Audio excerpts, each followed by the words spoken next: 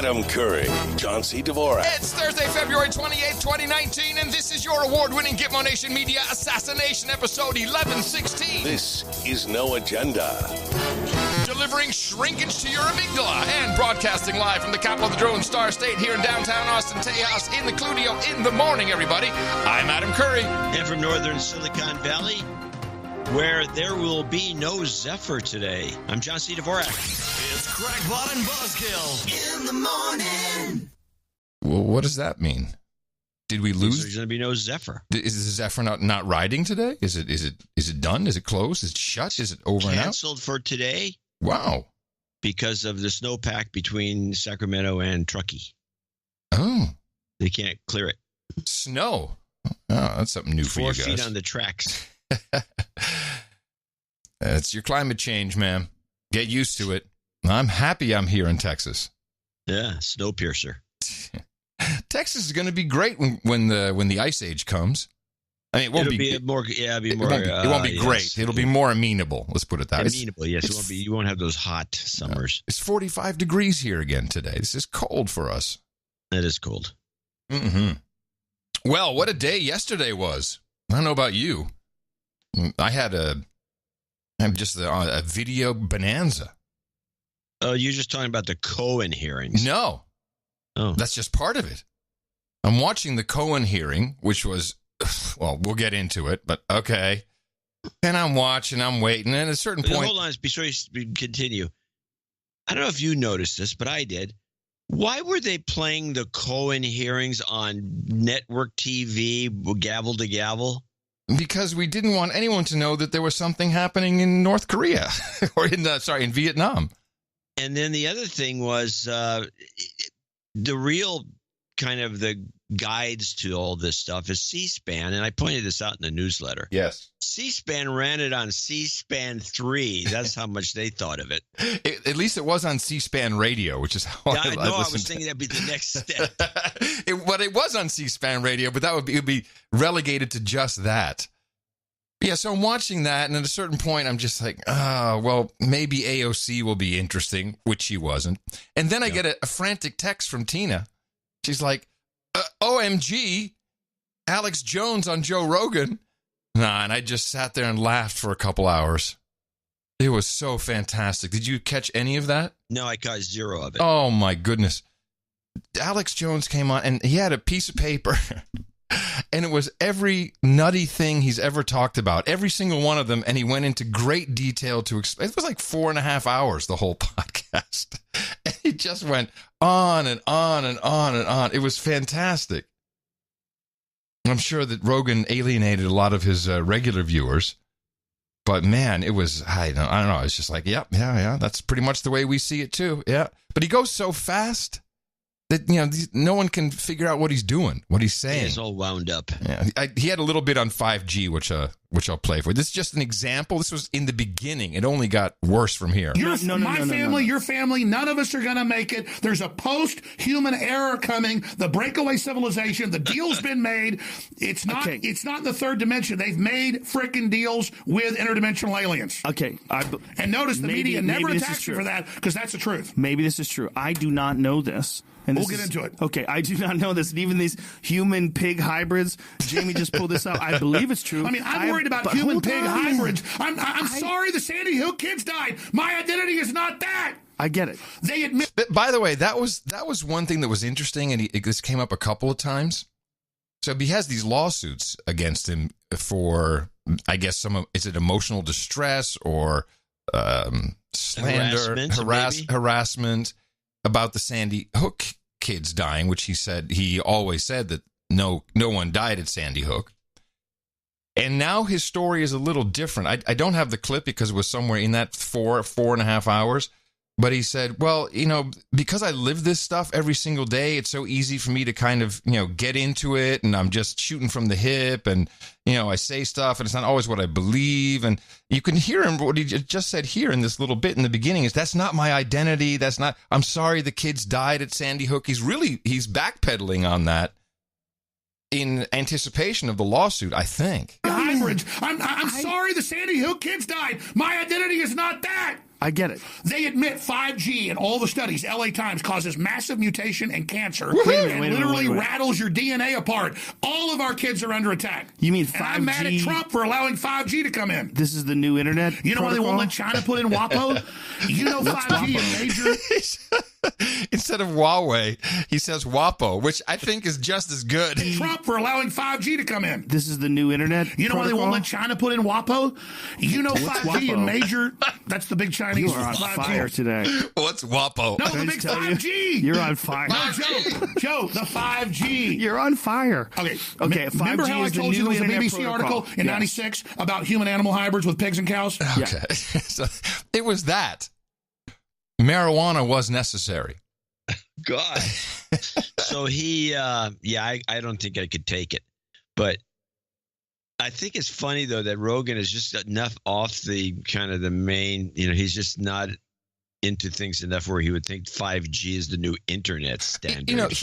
Rogan didn't even know that the governor of Virginia was the same, had just the day before the KKK blackface yearbook picture came out, that he had done this whole bit about live birth babies who then would maybe be resuscitated depending on what the mother wanted, and he didn't know that he didn't even know that had happened, and he didn't know it was the same guy. So yeah, and it made me think like, wow, we take a lot for granted what people do or don't know when we just talk, and I think especially when they're major players like Rogan. Yes. You'd think he'd know that. Well, and you'd think he'd know that 5G is a phone standard, not an internet standard. Right. Well, he does a lot of stand-up shows. He's got other things to do. He's not working 24/7 as stand-up. Yeah, Because most of his work is on this show, and you think that just doing that show... I don't think you're right. I think he does quite a lot of comedy shows. He travels a lot for that. And when you're traveling... Well, yeah, when you're traveling, you're screwed. Yeah. I agree. Let me see. But you can read the paper when you're on the plane. You can read the paper when you're sitting in the green room. Yes. Yes. No, it's fine. If he doesn't want to know these things, it's no big deal. Here he is. That's not why people would listen to a show. All right, let's see. Listen to a show for the banter. Friday, March 15th, March 22nd, April 20th. Oh, he's got a week in between. So, yeah, he could do better. He should have me on the show. I've never been invited. I'm heartbroken. You're not going to get invited. I know. I know. Well, maybe when my book comes out, then I'll get my publicist to book me on the show. Yeah, okay. Oh. And of course, I have my phone ringing for some unknown reason. Why don't you fill while I go hang up on these phonies? I'd rather listen to what you're going to say to the phonies. That seems a little more interesting. No? Okay. And we're all alone, people. So I'm just going to suggest that the next topic will be the Oscars. And I wonder if John has any clips from the Oscars. I certainly don't, because I thought the show was boring. And of course, I didn't say anything because it was just, it says wireless caller or something like that. They just hang up. Yeah. Did you take it off the hook? Did you take the horn off the hook? I did. Okay, Thank good. you. Yes. Only you can do that. Well, I think we should talk a little bit about him. I think for one thing, there was this semi-scandal about who they left off the in memoriam list. Yeah, there was quite a few big names, and I love that segment. That's my favorite of any award show, because you sit there and you go. They made the biggest stink out of Stanley Donen, who did Singing in the Rain and a bunch of other major movies. But he died just before the show, so they're going to put him on the next show. But missing was producer, and this is from Variety, Arnold Coppelson, who won the Best Picture for Oliver Stone's Platoon. He also he did Fugitive. The drill sergeant Arlie Ermey. Yeah. From from Full Metal Jacket. He wasn't in there. And also the midget Vern Troyer, Mini-Me. Yeah, he wasn't listed. No, he doesn't count. And he wasn't listed racist. In Variety either. It's racist against little people. Gary Kurtz, Carol Channing. Yeah, Carol Channing. That was a surprise they missed that name. One. Yeah.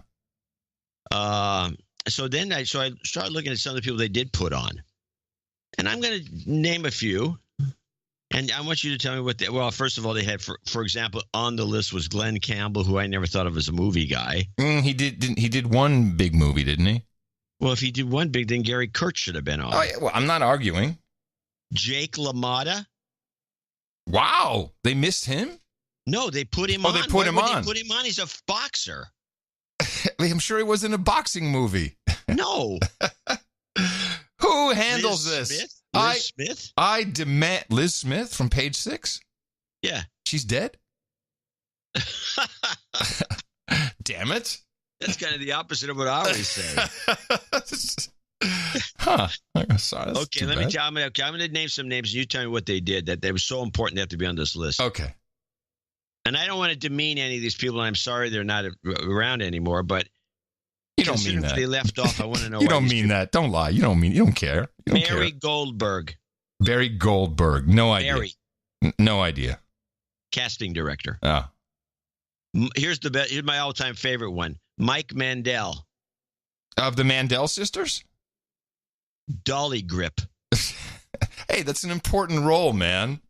Well, then does every dolly grip, anyone who's ever been a dolly grip or a gaffer, should they be on this list? Only the important ones. Robert Glickman. Yeah, I think he deserves to be on the list. The lighting engineer. Yeah. Richard Scott. Worked with him a lot. Richard Scott. Yeah, worked with him. Publicist. Oh, I didn't work with him. Now, here's my favorite one, which is Rodolfo Spagoni. Catering. He was a documentary subject in a documentary called El Diqua by Corrado Franco. He was the subject. It was a study of the homeless in Italy or something, and this one guy was the main character. Wasn't really an actor, never really been in the business. Didn't even know what was going on, but he got listed. So what is your point? Robert Marta, camera operator. You act so diminutive about the, No, I don't. I love the camera operators. I'm just saying, if you're going to leave out a major producer, why would you? Yeah, okay. but what do you care? I mean, does anyone really care? They brought on to do presenting. Here's the thing. Do we really need to analyze this show that is just irrelevant? I mean, half the winners are from Netflix anyway.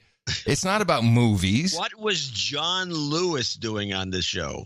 Well, John Lewis was, and this is the interesting part, for all the grief that Green Book got, because, of course, it's racist, and this is exactly what we predicted, that the millennials hate this movie, they hate Bohemian Rhapsody. John Lewis was an advisor, a technical advisor on Green Book. Yeah, I didn't see this. Oh, yeah. Well, now the millennials are racists. Of course they are. What was Serena Williams doing on the show? She's awesome. She's the suck. I do not suck. So let's put wow. Let's put the only clip I got is Trevor Noah, who came out with his little. He did a bit, and I don't know what he was doing on the show either. He's never. Well, been in a movie. Yes, he was a voice in Black Panther. He was a voice of something. Oh, okay. Yes. Well, that's definitely qualified. I know too much about this. I don't know what's going on. Yeah, there's something wrong with you.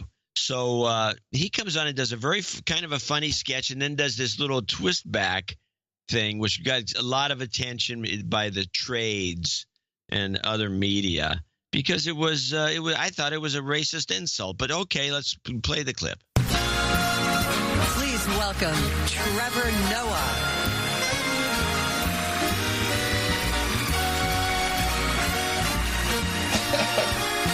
Hurry up.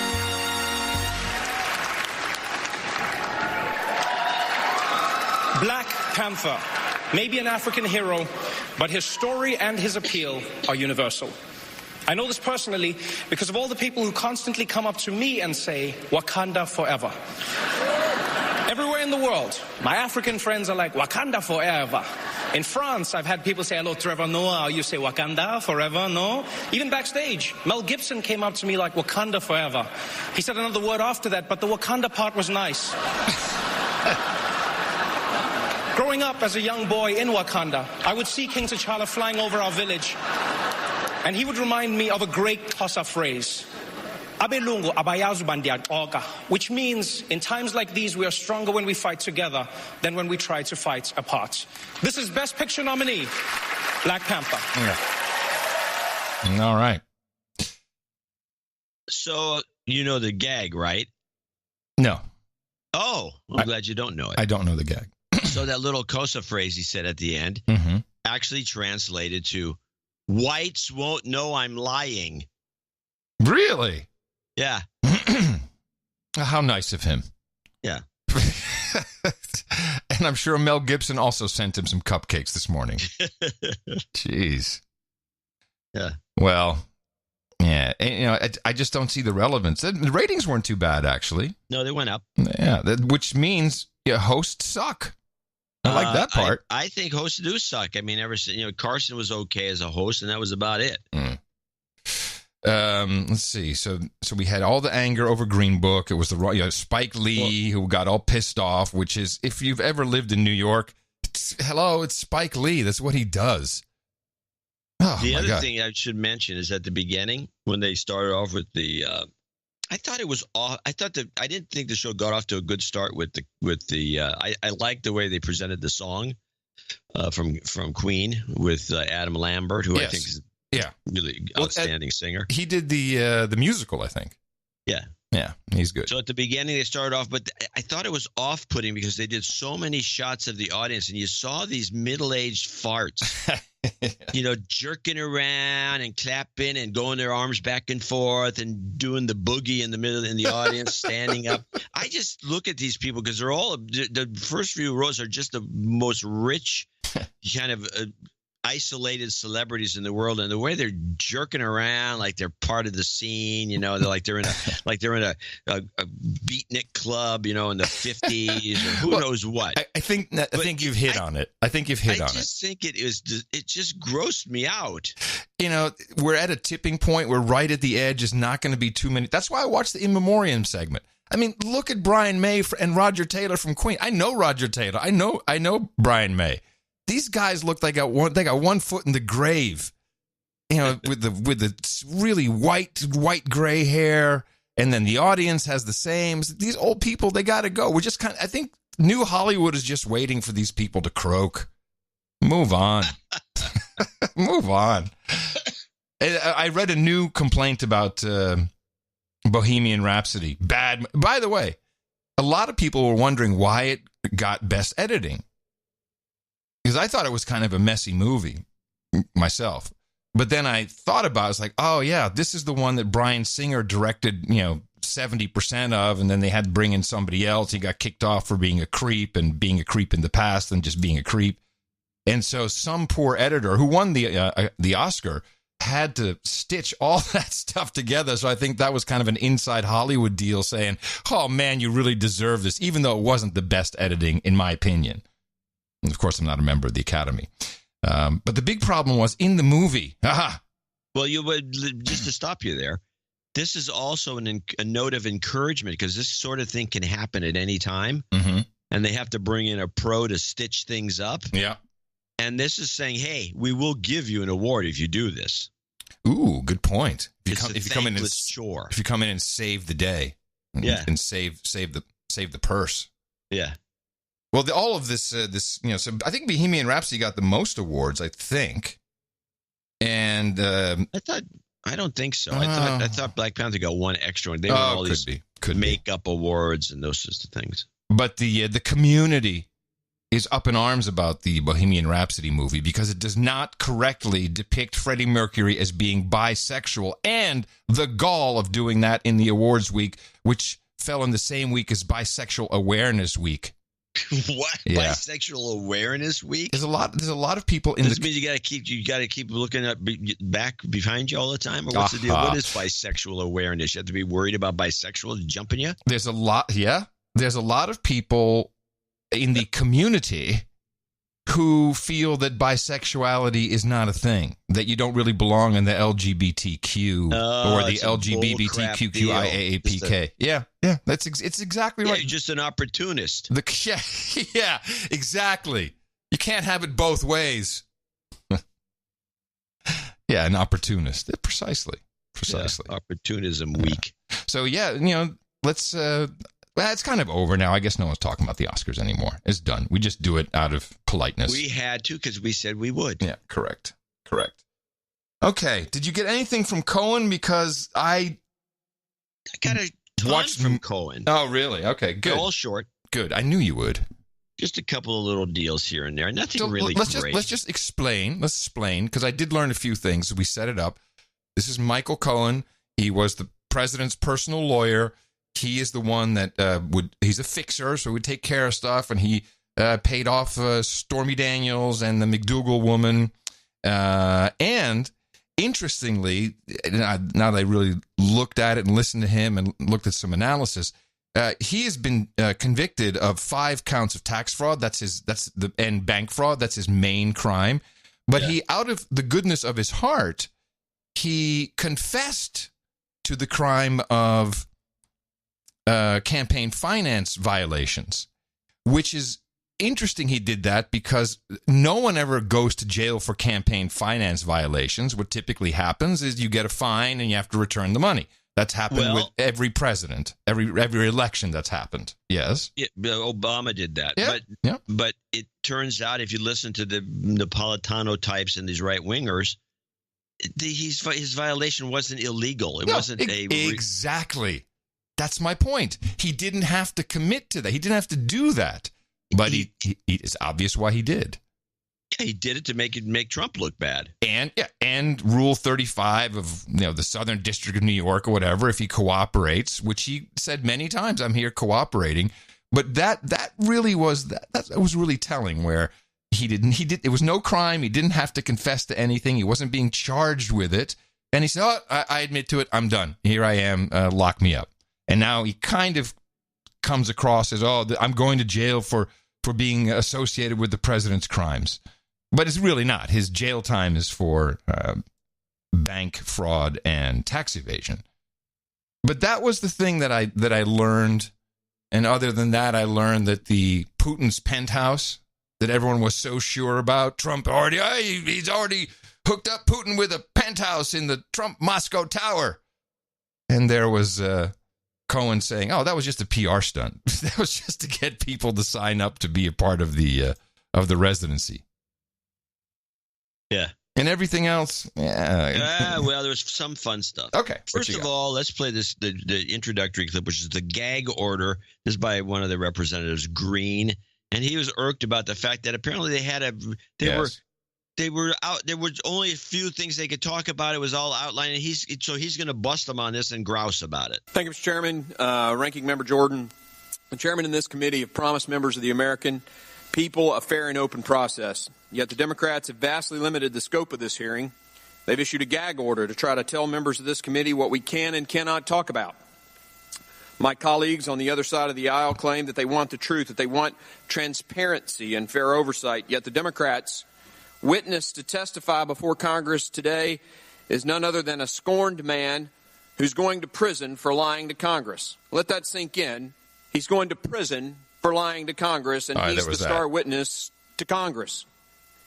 If you read the sentencing report on Mr. Cohen, words like deceptive and greedy are scattered throughout that report. It paints a picture of a narcissist, a bully, who cannot tell the truth, whether it's about the president or about his own personal life.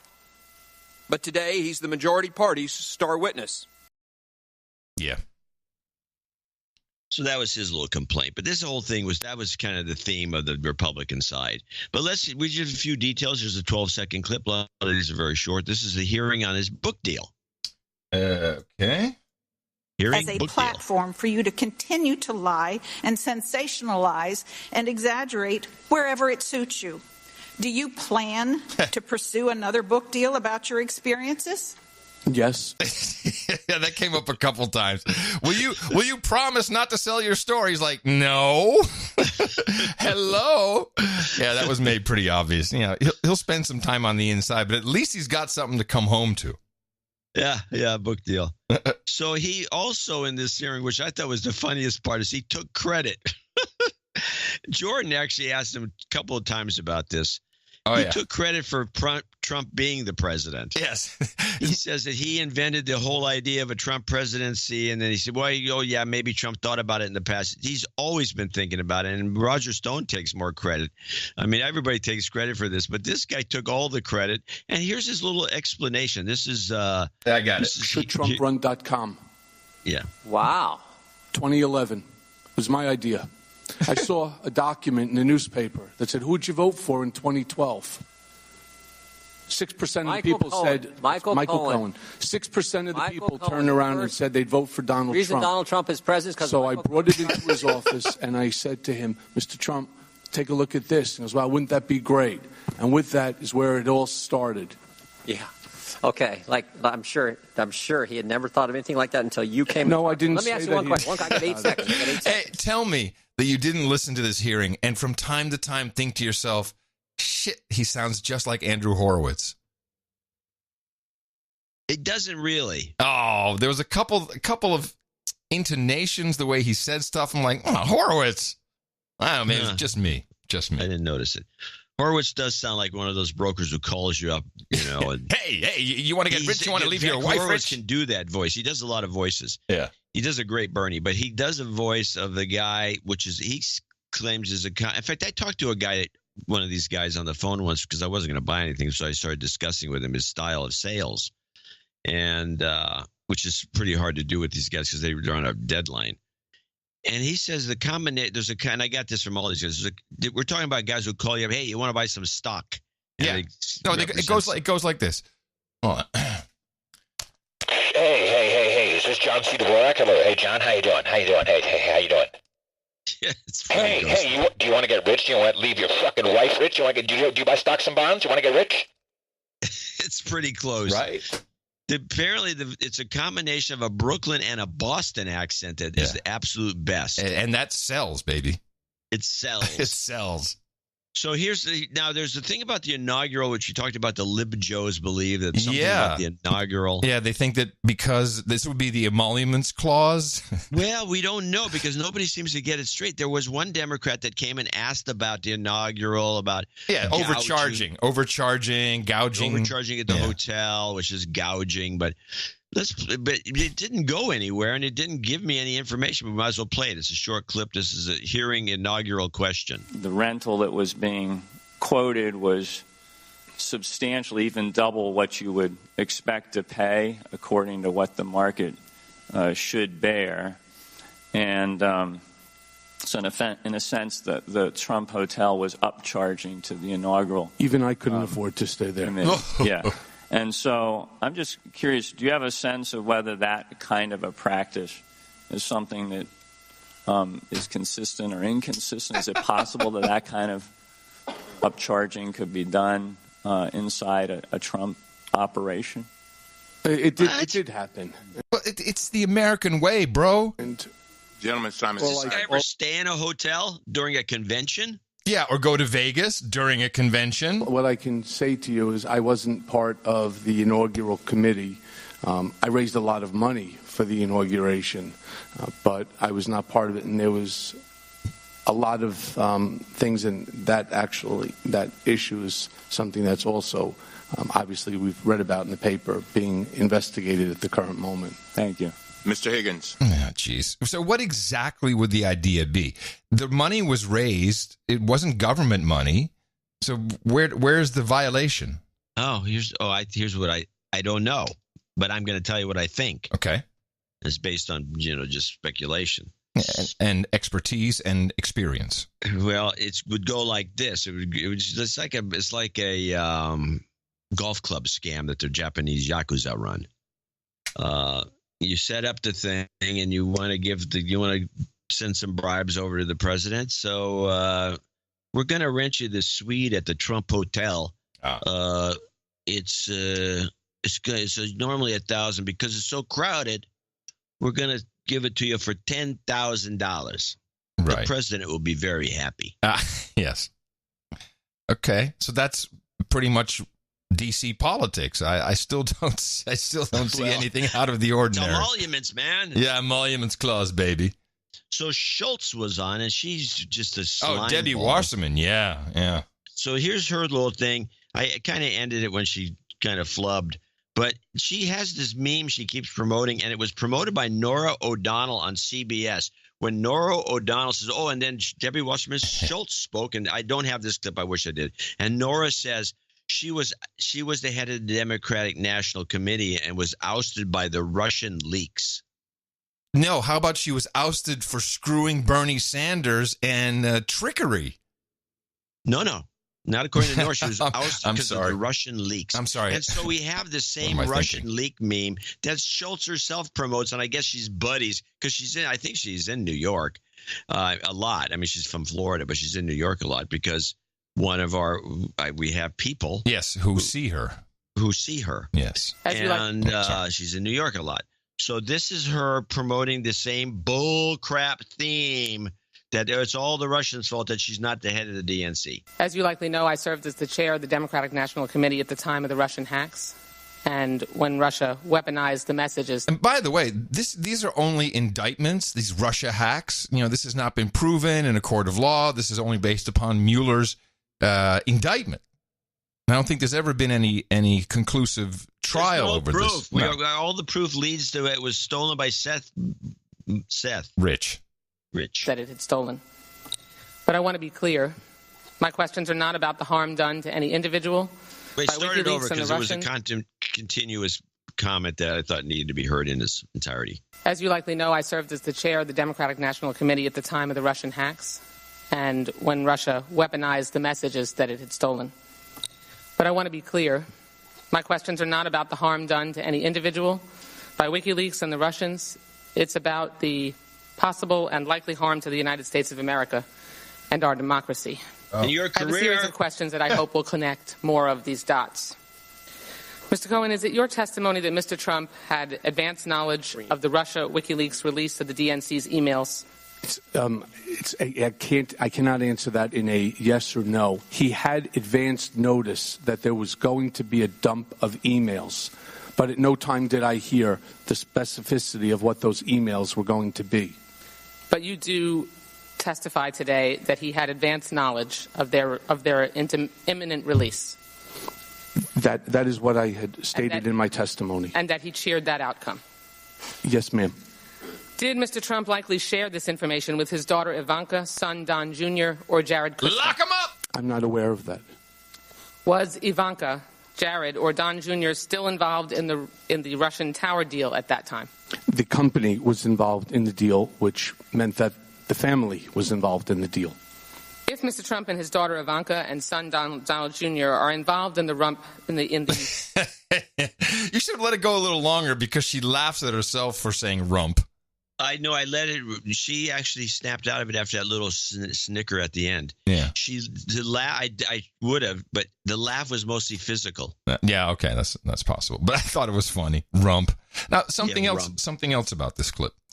First of all, the Democrats, I can just say in this case, the Democrats desperately want to get Ivanka and Jared and anybody they can from the family, Don Jr. and Eric, and I hope Kimberly Guilfoyle, get everyone. We have to talk to them. We have to testify. Rah, rah, rah. And there was something else that she mentioned in the, oh, yes.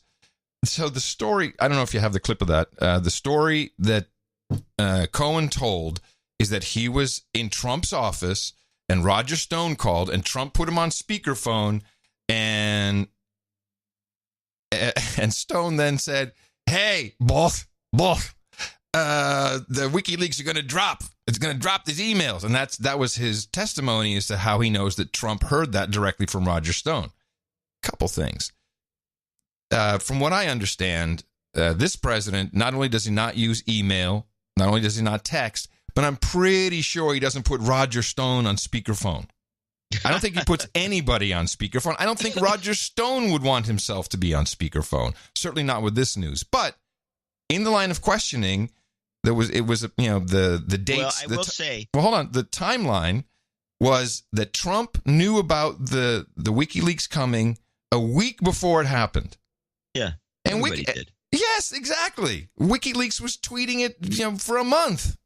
Yeah, it was being tweeted a month earlier. Yeah.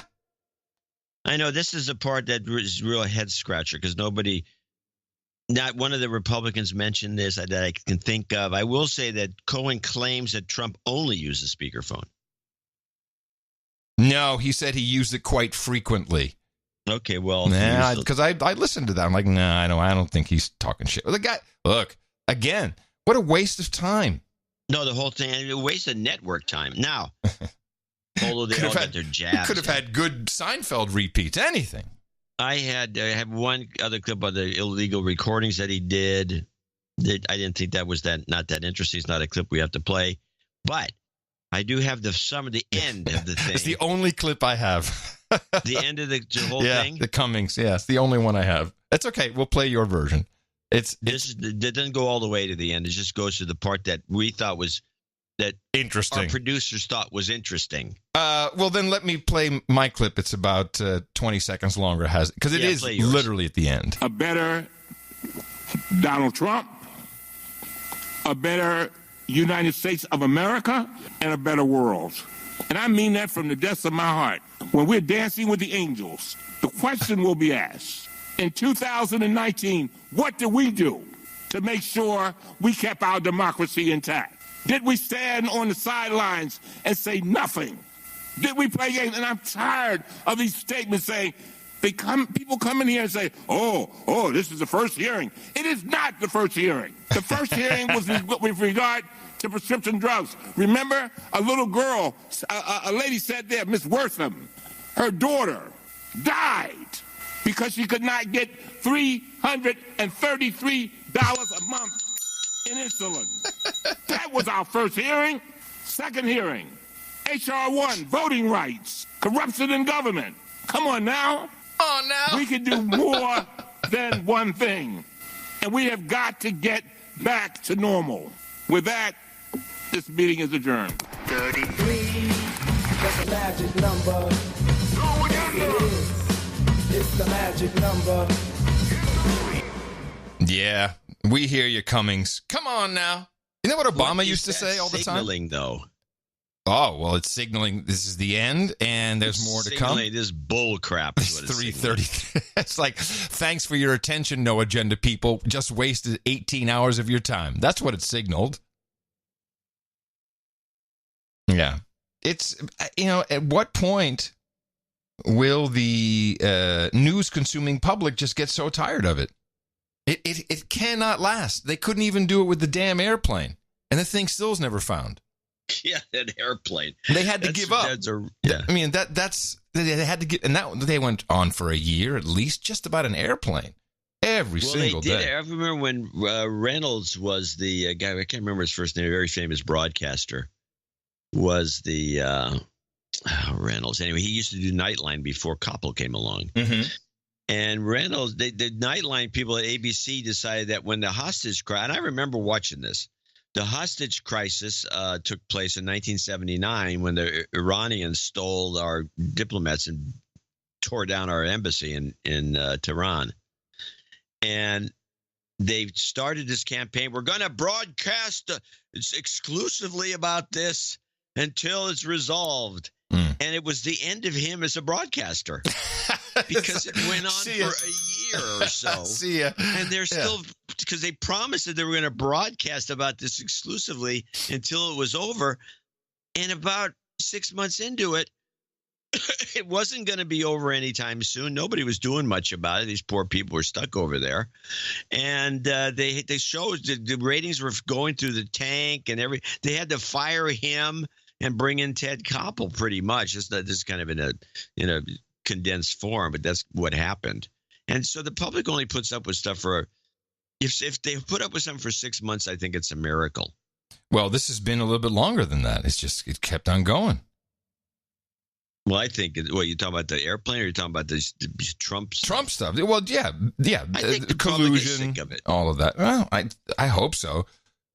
I'd like to see what the ratings were for this Yola's daytime stuff. Oh, that's got to be horrible. It was zero. I mean, I'd be watching Netflix. Can't. No, it can't. It can't have been. It couldn't have been any good. No way. Oh. To the gate, to the gate, to the climate gate. Well, we are here in Climate Gate land. Hey, by the way. Yeah.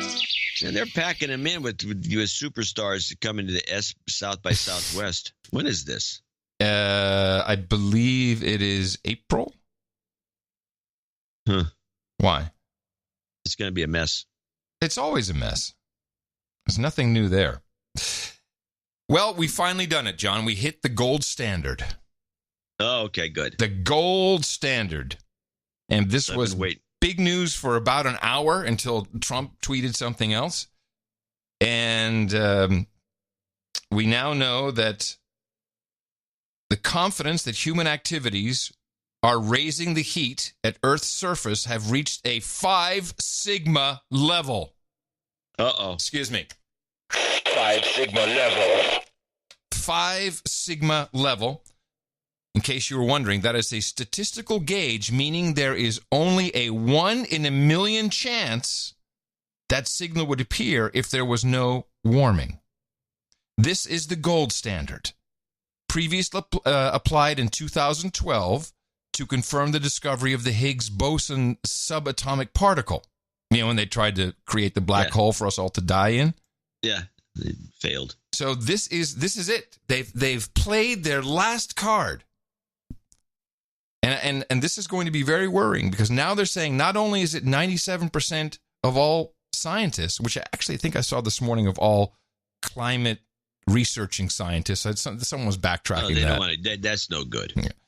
So it's closer to the truth. So now it's not 97%. This is 99.99999% certain that they are right, that humans are causing global Who made this warming. determination? This is Oslo. What governing body? The Nature Climate Chain. Oh, wait, I'm sorry. Who are these people called? Lawrence Livermore National Laboratory in California. Lawrence Livermore Labs made this proclamation? Yes, or some guy from it.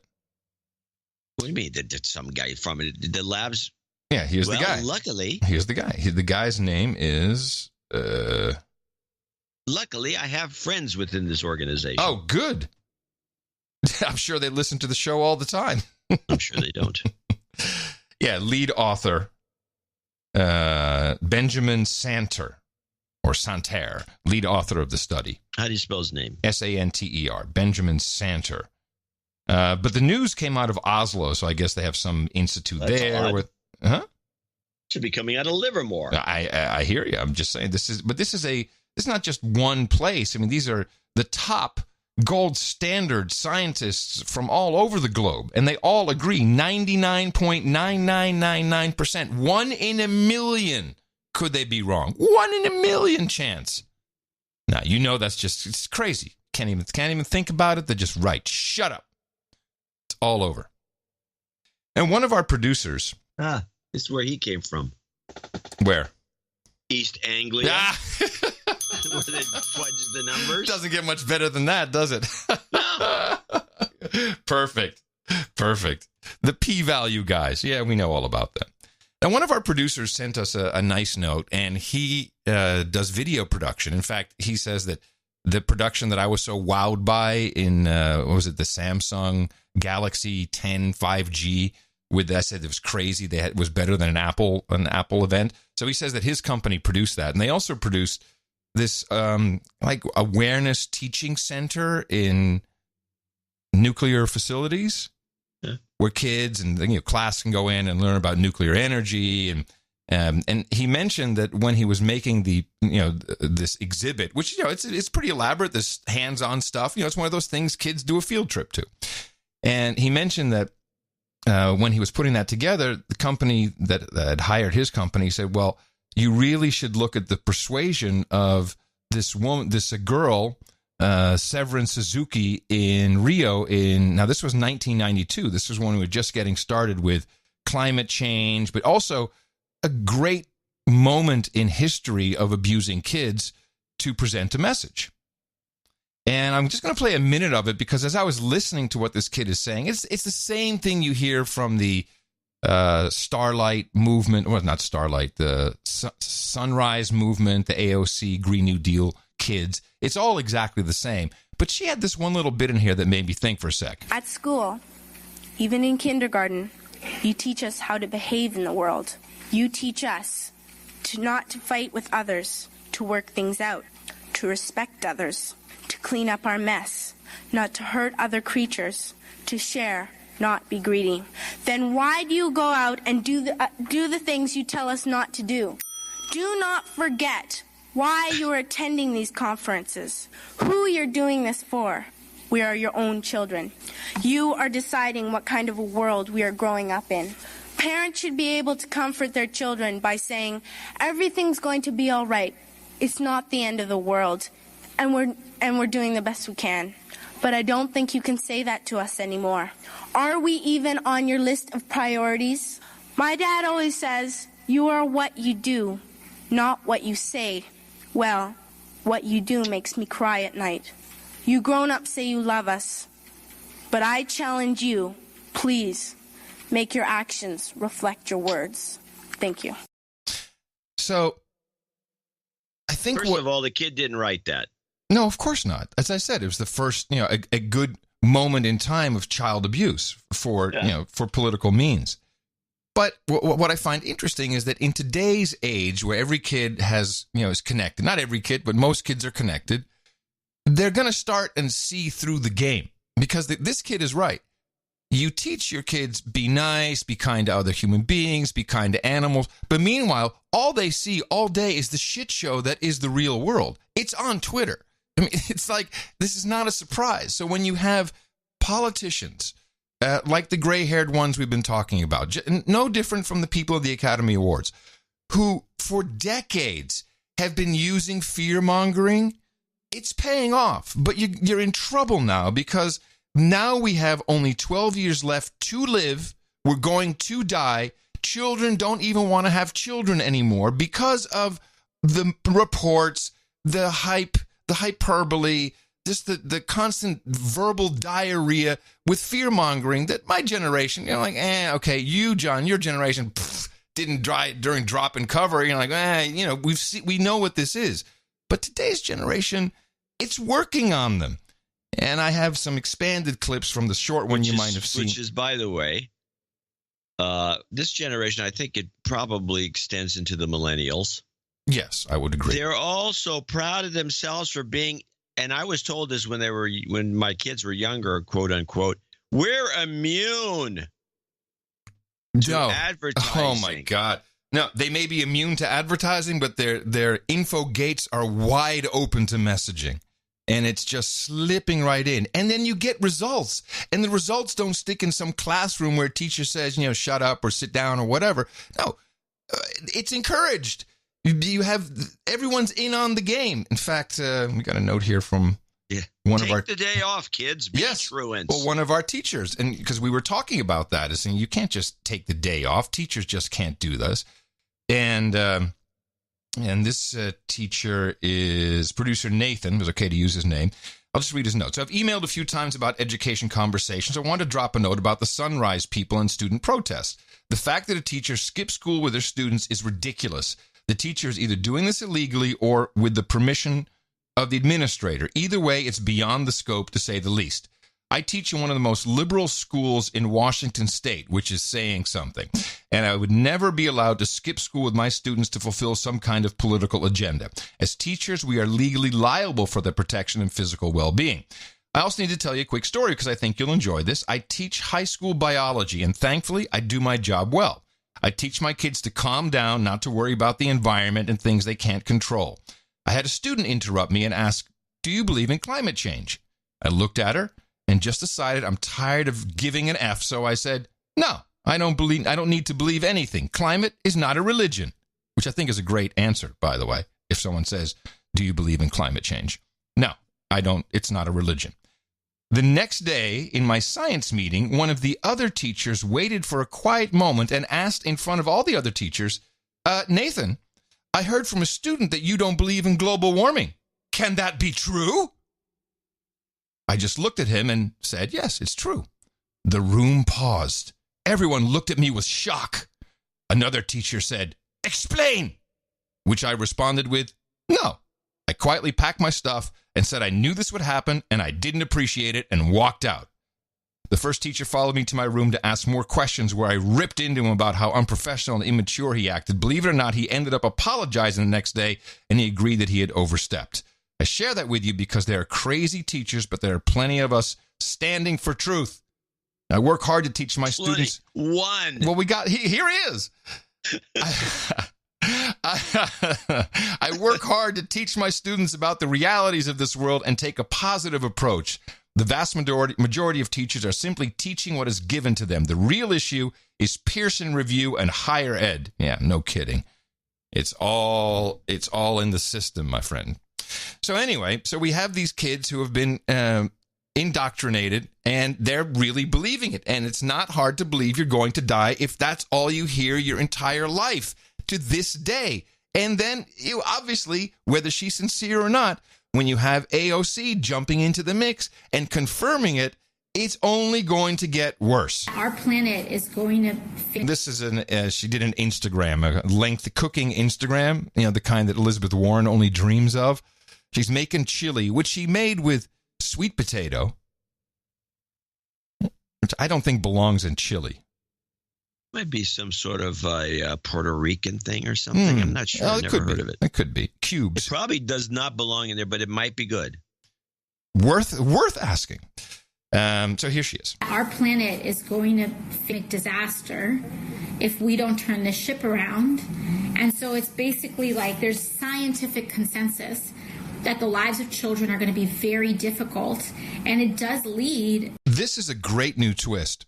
Instead of saying there's scientific consensus that humans are heating up the planet with cow farts and our own farts and talking like on a podcast, plane travel, she says that there's scientific consensus kids aren't going to have it easy.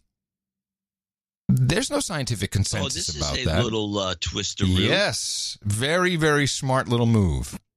That the lives of children are going to be very difficult. And let me roll it back. Hit the whole thing. Our planet is going to face disaster if we don't turn the ship around. And so it's basically like there's scientific consensus that the lives of children are going to be very difficult. And it does lead, I think, young people to have a legitimate question. Is it okay to still have children? If you have a chance, go back and look at that video where she says this line. The way she says it, the way she tilts her head, the way she looks, there is something about it that it looks like she's been trained to do this professionally. It was just one of the best glances I've ever seen her make. Almost like saying, those of you in the know, you know what I'm doing. But it wasn't quite that. If you can see it, take a look at it. And, I mean, not just financially, because people are graduating with $20,000, $30,000, $100,000 worth of student loan debt, and so they can't even afford to have kids in a house. But also just this basic moral question, like, what do we do? And even if you don't have kids, there are still children here in the world, and we have a moral obligation to them to leave a better world for them. And this idea that if we just, I've been working on this for X amount of years. Bullshit. What do you mean X amount of years? She was a waitress. A bartender. Half. No, okay. I get. Thank you. X. That's X. You're right. X. But you're right. Damn it. It's like not good enough. Like we need a universal sense of urgency, and people are trying to introduce watered down proposals that are frankly going to kill us. Kill us! We're going to die. A lack of urgency is going to kill us. It doesn't matter. This is, if she doesn't mean this, it's extremely irresponsible. She is the leader of the new voting public. She's telling them they're going to die. I will have to switch my disdain from Dianne Feinstein to AOC if she keeps this crap up. If you agree that climate change is an important issue, at this point it doesn't matter. If you believe climate change is a problem, that's not even the issue. The issue is how urgently you feel we need to fix it. All right. So then, she's doing this Instagram and people ask questions, or maybe it was a Periscope. And, tell her, what is the Green New Deal? Tell us. Yeah, everyone, I'm making chili. Oh, wait. Someone said, please explain the Green New Deal. Thank you for asking. So the whole premise of the Green New Deal is that we're screwed on climate. Like, I'm sorry to break it to you. If we do nothing, there is no hope. Period. That's just a principle across the board. And that's just a principle across the board. If you do nothing, there's no hope, period. If we do not act, there is no hope. Across the board. Across the board, baby. It's a principle across the board. I've never heard this expression. I like it. Principle across the board. If we do not act, there is no hope. The only time we can hope is when we act. But when it comes to climate in particular, we're actually screwed. There is a global threat to the planet. A global threat. And at this point, we don't even have to prove it. Just walk outside in winter in a lot of places, and it's either way worse than you're used to or way warmer than you're used to. I like how I like how cold is worse and warmer is just warmer. Instead of it's either way worse or it's way worse. So what is it? In this case, I've been here longer than she has on the globe. And I've been in an area of probably too long, so I'm really used to its changes over the years and the fact that it snowed in 1972. And I'm not saying anything that these people are talking about. It doesn't exist. They're deluded. I can look out the window, and there's the mud flats that have been here for over 100 years, not 1 inch extra of water. It's just like, I can't see why everybody can't just notice that. It's almost like people come to San Francisco and they're here for, or the Bay Area, they're here for I don't know, maybe 4 or 5 years. Even after 4 or 5 years, every July 4th, when the fog rolls in and ruins the fireworks, which it does every year, and it has been doing that every year forever. Yeah. They say, "Oh God, this is terrible. It's getting worse." I can't believe how cold it is in July. Mark Twain talked about being cold in July in the 1800s. Hey, how about the guy in the early 1800s who went to California and wrote about the fire and the brimstone and it's hell on earth? Oh yeah, it's burning. Place is burning down. But AOC is saying something. I think the truth wants to come out, or maybe she's just an idiot, which I don't think. I know you think it, so I'll say it before you do. She says, you can prove it to yourself. Just go outside. It's either way worse or warmer. Implying that global cooling, which I think is really upon us, is way worse than global warming. She doesn't say both are bad. Prove it. Just walk outside in winter in a lot of places, and it's either way worse than you're used to or way warmer than you're used to. Hurricanes, storms, wildfires. We are dying now. Oh my God, this woman. Be careful, though. She is so hated, and so it irks, Fox News, right wing, everybody so much. She's getting. I know exactly what you're saying. Yeah, not to you. Luckily, I'm not worried about it because the Democrat Party will take care of her. They can't put up with this. Well, she's off message. She's not on the team. Let's listen to presidential hopeful Kamala Harris regarding the Green New Deal and see if she's on message. You cast yourself on the campaign trail as a truth teller. You say we need to tell truths. Yeah. What do you say, or tell me if you think this is fair, that as you talk to Democratic voters, they're hungry and they want ideas. And so you'll hear things like the Green New Deal. You'll hear things like Medicare for all. You'll hear things like whether it's taxes. You'll hear things. Right. At what point do you say that's our North Star? But we have to be realists. There's no question we have to be practical. But being practical also recognizes that climate change is an existential threat to us as human beings. Being practical recognizes that greenhouse gas emissions are threatening our air and it's threatening the planet, and that it is well within our capacity as human beings to change our behaviors in a way that we can reduce its effects. That's practical. Can we afford it? Of course we can afford it. $2.5–3 trillion a year for Medicare for all by some studies. Depending on which portions of the Green New Deal you pick to do first, that's money. That you know what the Republicans are going to say, tax and spend liberals, pie in the sky. One of the things that I admire and respect is the measurement that is captured in 3 letters, ROI. What's the return on the investment? People in the private sector understand this really well. It's not about a cost, it's about an investment. And then the question should be, is it worth the cost in terms of the investment potential? Are we going to get back more than we put in? So when Mayor Bloomberg, Amy Klobuchar, some of your potential fellow Democrats say, no, it's too much, it's too ambitious, it's too expensive, you think they're wrong? I look forward to that debate on the debate stage. I look forward to it very much. Okay, we'll see how you do on that debate stage. But she takes the financial route. And this was discussed only like 5 weeks ago at, I think it was Stanford University. Bill Gates was there for, it was the portable regeneration. No, it's like something like portable energy conference. It doesn't matter, but he was the main guest, one of those sitting on stage, 2 chairs, Kara Swisher type deal.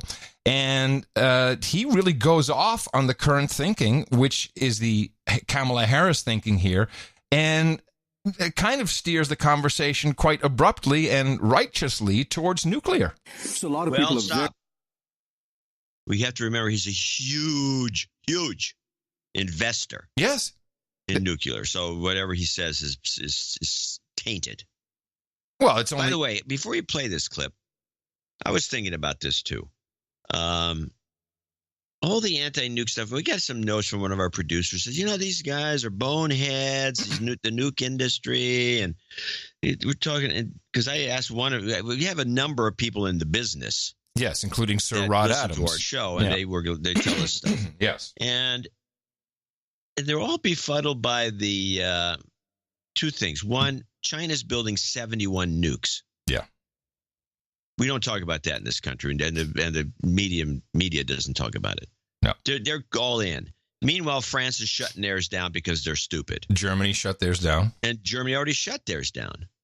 And so there's this almost as though there's a propaganda thing. Maybe it's run by the Chinese to screw us. Well, this is what Trump says about global warming. He doesn't say it anymore, but he said it a long time ago. Yeah, he said it was a financial scam from the Chinese.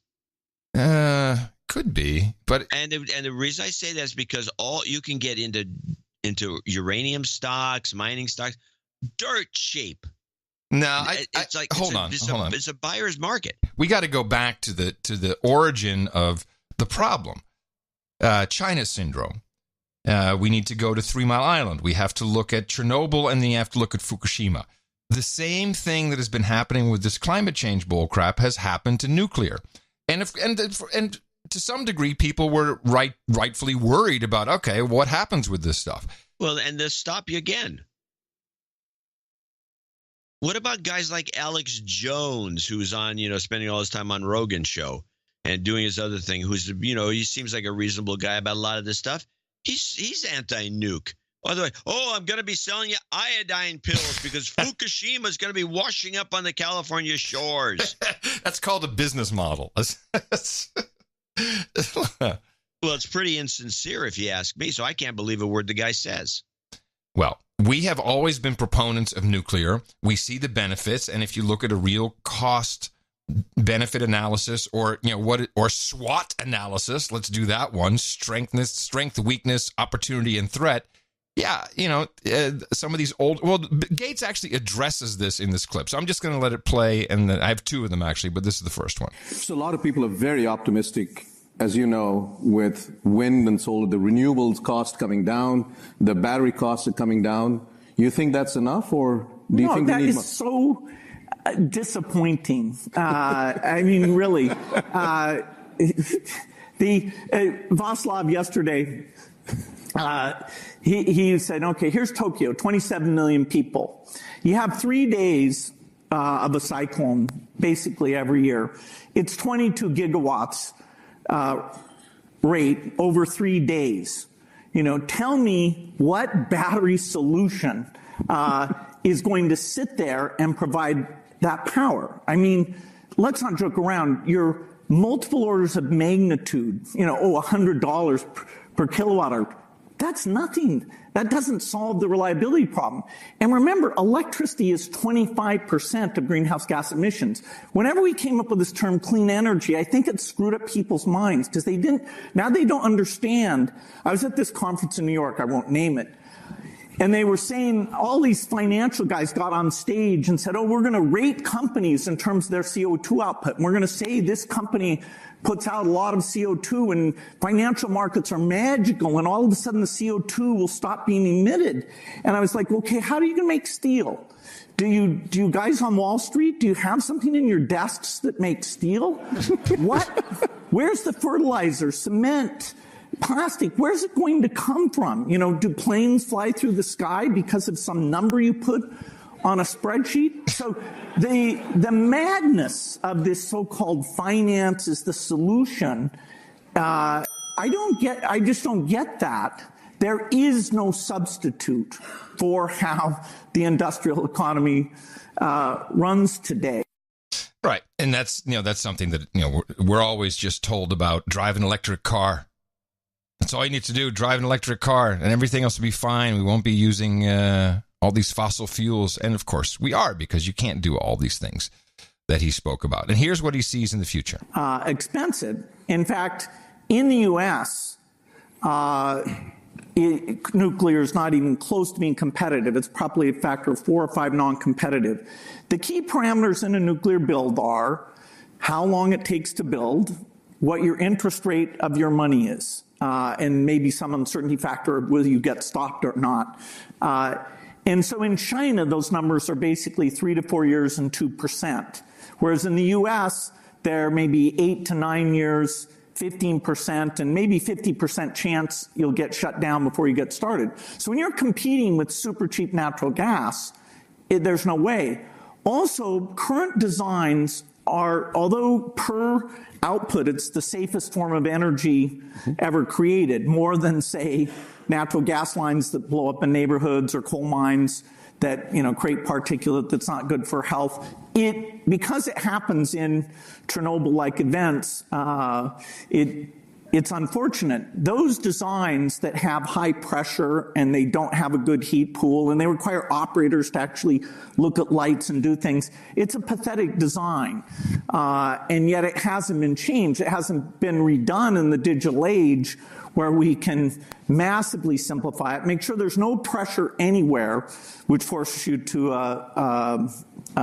in our case, a sodium pool design. So it's on paper, which is where it exists in this incredible simulation. This thing is phenomenal, incredible. An end of so-called fourth generation nuclear. It's the only well-funded project. Even so, it requires the U.S. and China to work together. How's that going?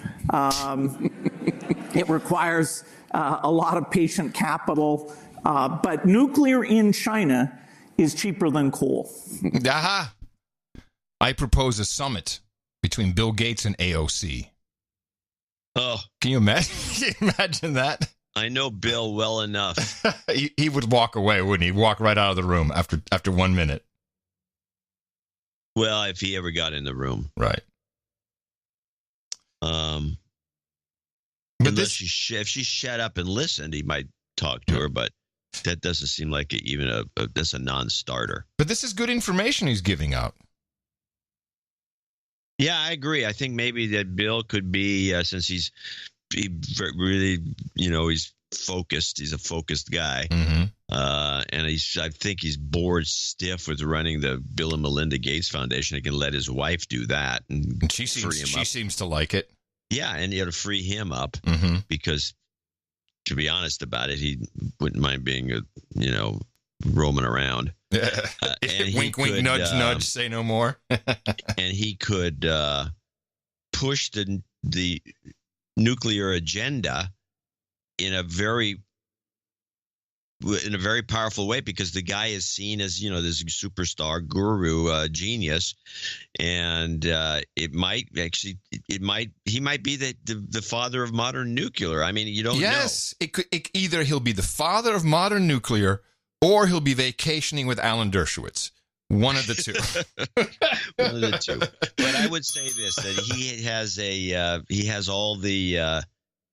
He's got the right. He's already invested in these things, and he's not stupid. He's got standing. He wouldn't make a mistake, invest in something lousy, and he's always. I think this is a positive this is a good clip. These are good clips. Yes. Well, we are pro this idea, and that would be the no agenda New Deal. It is a flaw in the ointment with the green people. Yeah. The hatred of nuclear. Well, that's why, remember, this is all projection, wat je zegt bij jezelf. Whenever AOC says, he's just taking money from big oil, I'm thinking, sure, maybe you're taking money from big oil. Who the hell knows?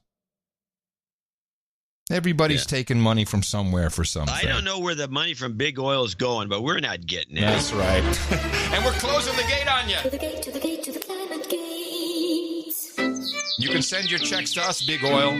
We're interested. And with that, I'd like to thank you for your courage and say in the morning to the man who put the C in C-SPAN 3, John C. Dvorak. In the morning, you, Mr. Adam Curry. In the morning, all boats on the ground, feet in the air, subs in the water, and all the dames and nights out there. In the morning to the troll room, noagendastream.com. Yay, trolls. Happy to see you. Got a nice big window on my new setup to see you even better than before I see you there. And in the morning to... Well, that's noagendastream.com. A reminder. In the morning to Cesium 137. Cesium is one of our artists. We have many of them. You can check out all the work at noagendaartgenerator.com.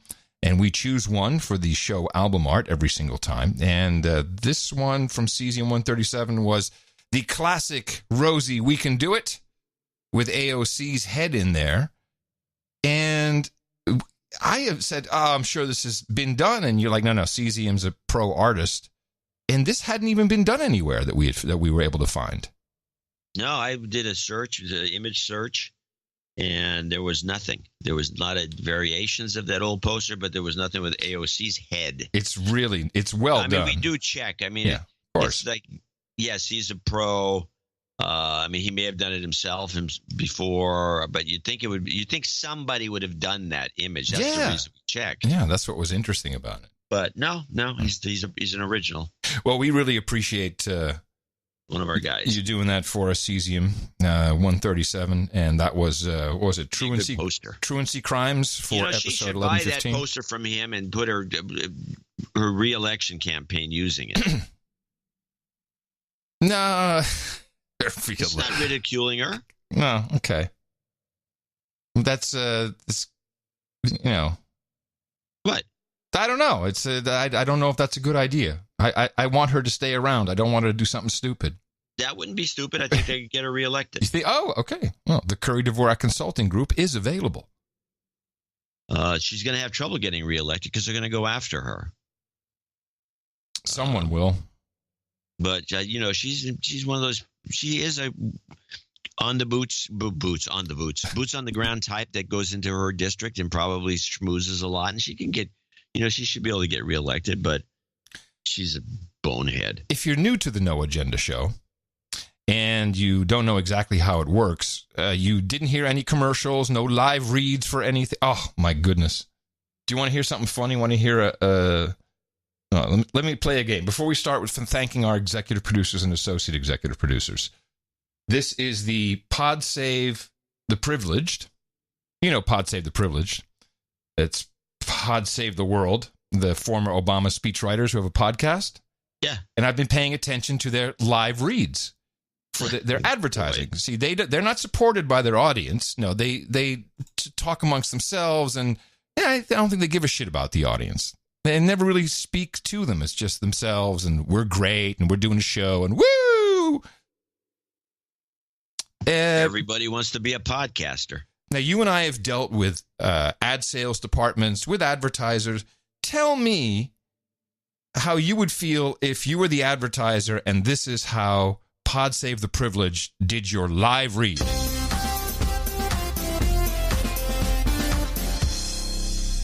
Support for this podcast comes from the new CNN original series, The Bush Years, narrated by Ed Harris. I just want to note that there is a parenthetical in this ad that says, "We are asked not to speak negatively about the content or the show." Turner, you came to the wrong place. I like the idea that people are like, yeah, they can do it, but can they be positive about it? I think our audience is more likely to hate watch this, but you guys do you. Yeah, I want to watch it. Yeah, I don't care. I didn't like George Bush, but I want to watch it. The Bush Years, narrated by Ed Harris. 3 generations, 2 presidents, 1 powerful family. From influential matriarchs and sibling ambitions to a competitive spirit which drove them to power. Go behind the triumph, tragedy, heroism, and faith of one of the most influential names in American politics. The Bush Years premieres Sunday at 9 Eastern on CNN. You know, I don't think I'd be happy as an advertiser that they read our note saying, please don't be a dick about it.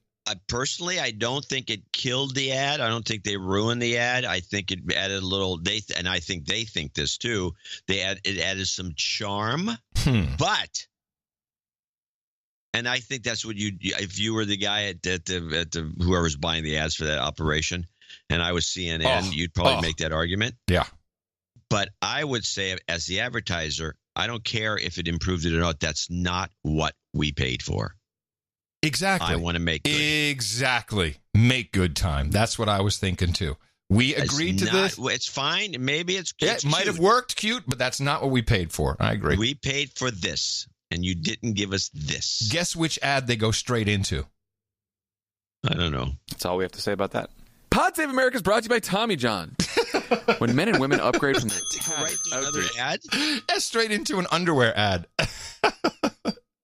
That thing and that ad is horrible. They really butchered that one. Anyway, we're not beholden to advertisers, and we don't have to think about anyone being pissed off about what we're saying. No one's going to march down the hall and give me shit. No hotline ringing. No. Bring. The way we do it is we have you, the producers, support the show. If we don't do the right job, no support, end of show. 11 years and counting. Here are our executive producers and associate executive producers for this year's awards. 1116. Well, at the top of the list is Lori Wolf at Oviedo, Florida. I think I'm pronouncing that right. $315.15. Hi, John and Adam. I wanted to say happy birthday to our daughter, Madeline Wolf, who is probably the best kid ever. She'll be turning 15 on February 28th. Please give her some geometry karma and a goat scream, mainly because every time I hear it, I think it's Howard Dean. We love listening to the show. Gary and Lori Wolf. Yes, and we have her on the birthday list. You've got karma. We're going to go to Miami, and we're going to go to Florida, and we're going to go to Mississippi, and we're going to go to Denver. Jacobina. It's Jacobina. Jacobina Koenen. Jacobina Koenen. Rosmalen, Netherlands. Rosmalen.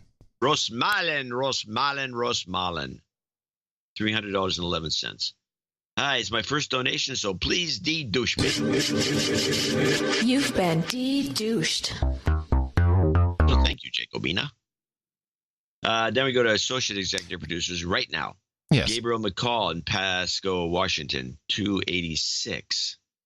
First-time donor, I'm in good conscience, and I can't in good conscience ask for a de-douching, as I am in arrears on the value for value basis. Love the show, though, and I can afford to help produce this month.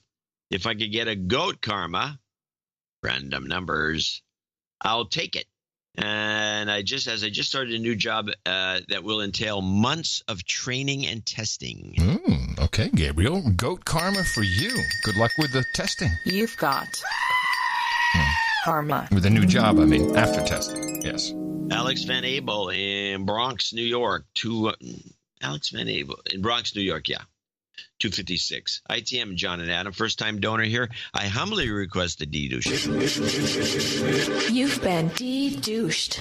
Your show has been an invaluable source of comfort and sanity. I like to now see the guy, our man before him, Alex, didn't want a de-douching, and Chris did. So it's up to you. It works. I'm sorry, Gabriel. Gabriel, yeah. Didn't want it, and Alex did. Chris is next. Chris Black in Jamaica and Guyana. Right there in the new oil field's backyard. Well, he left a long note. It's actually a long PS, but I'll read the whole note. It's long, though. I'm procrastinating, a long-time listener, first-time donor. Tell Adam to line up some Sharpton clips for me and a douchebag clip, since it may be a while again. No, I will go for Black Knight. Thanks for the dedication and commitment to the show. I produce my own reggae music podcast, so I know that work that goes into it and such tedious tasks as artwork and metadata. I listen and follow many creators, so I'm catching up on my donating. P.S. Yeah, there's actually that part was okay, but this is interesting. On a serious note, I live in Jamaica and Guyana, so I appreciate your taking the time to tune into the mainstream news. I heard Adam mention Guyana a few shows ago and thought it would chime in about the Venezuela crisis. Yes. Here we go. In 2015, Guyana elected their Obama, who came out of nowhere and has upset the ruling PPP government. If you dig deeper, you will see he had training and education, quote unquote, for a couple of years in the United States. Oh, surprise. That's just like our guy in Venezuela. Yeah, Guaido. Fast forward a few years, and the U.S. now has access to Guyana, this region, and the oil offshore, which was not able to do because of the prior administration's close ties with the Chinese. It's rumored that the Chinese are building a large spy center inside the currently being constructed embassy. Last December, there's Hello, that's what embassies are. I know. It's new. Like, this is nothing new, but okay. Sorry, Chris. Hey, Guyana, we know you're just coming on the scene and everything, but this is what you can expect. Last December, there was no confidence vote. There was a no confidence vote that ousted the current president, a story which would seem like something out of a thriller movie. The president administration would have been taken out of office until the U.S. stepped in, and the matter has been in court and a total mess. And to that add to that, the population in Guyana is about half black and half Indian. So there's a tense political climate. Then the other day, after the no confidence vote, Venezuelan warships intercepted an oil survey ship operating for ExxonMobil in disputed waters. Exxon suspends the operations the next day. This increased the tensions between Guyana and Venezuela, and Guyana is going to the international community for help. Currently, there's an influx of Venezuelans migrating to Guyana. I've been traveling to Guyana for 6 years, and I've never seen the pretense of foreigners going. It says pretense. As many foreigners going as I see now. So there's a lot to the situation. Cheers. All right. Well, we got boots on the ground, so we expect to hear from you again soon, Chris. This is very good. Yes, we do. It's it's smaller than Austin, population-wise. It's what, 800,000 people in all of Guyana. It's not very big. Yeah. And what did he need? He needed a Sharpton and what would he say at the top there? Sharpton and I'll give him Sharp. Hold on. I got to get the back. Put it aside. I'm sorry. douchebag and Sharpton clips. Douchebag or D-douche? No, douchebag. Who's he says he will be a while before he donates again. Oh, okay. Neighborhood watch captain says he shot the teen in self-defense, but the young man was not armed. He was going back home after buying an iced tea and Skillet's candy. No name calling, no incendiary language, just the facts. A young man dead.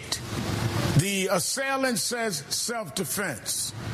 What is found on the young man, skillets and iced tea. R-E-S-P-I-C-T. You've got karma. Skillets, baby. Skillets. It's the way to go. Wes Harris in San Marcos, Texas, 23980. Thank you for all you do. John and Adam, I've been taking advantage of your hard work for a long time. Are you okay? De-douching ahead of Saturday's Austin meetup. Are you okay? It sounds like you're burping. I got the hiccups. I hate it when that happens. So I don't reek. Okay. He needs a de-douching. Please wish a happy birthday to my smoking hot wife, Julie, who turns 39 on Saturday as well. I easily convinced her to spend the evening celebrating with the No Agenda community. Wow. We had goodness. He says keep hitting him in the mouth. It ends it. When we had a little mini meetup in Mississippi. Yeah. And so there's I think eight or nine guys showed up. But there was actually all their spouses were there. Sure. But none of them was meeting with the guys. They were all in the back. I didn't know until they were all leaving. His wife would come up to me and say, "My husband really likes the show. He likes the show."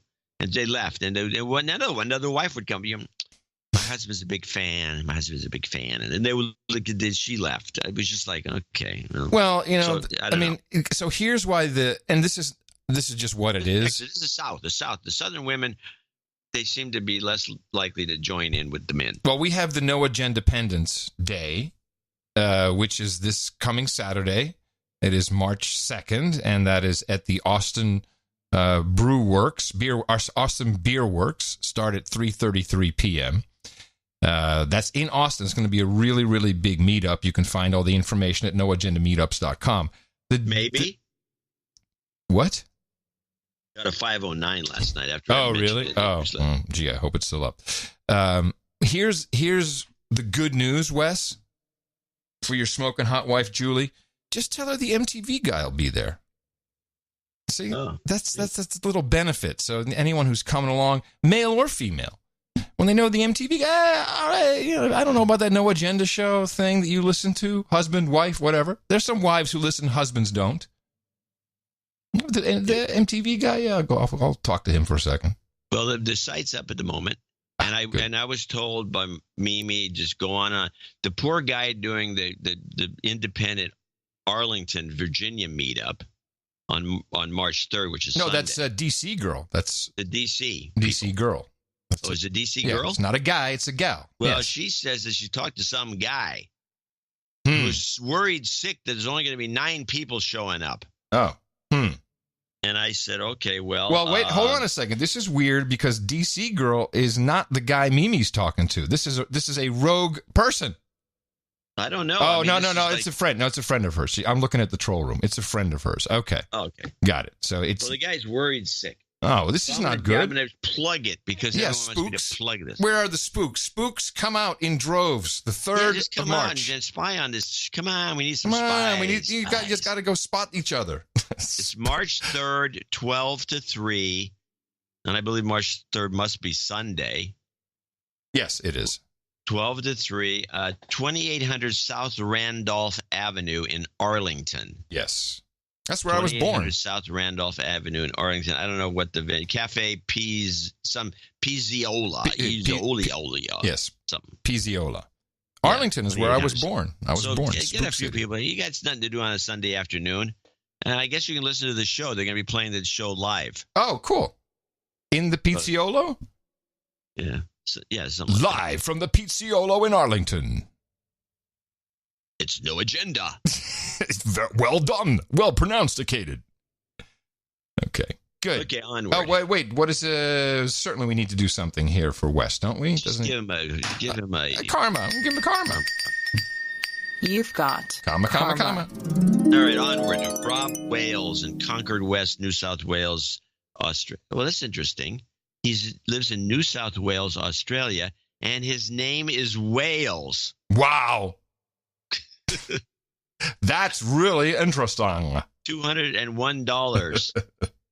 It's been too long and too much value received for so little in return, so it's time for me to bring the ledger back into some semblance of balance. Today, I achieve that second objective of all producers, to become a knight. The first objective, of course, is simply to donate. I can't claim, like so many seem to do, that I've been a listener since episode 1. But I was a Twit convert and have been.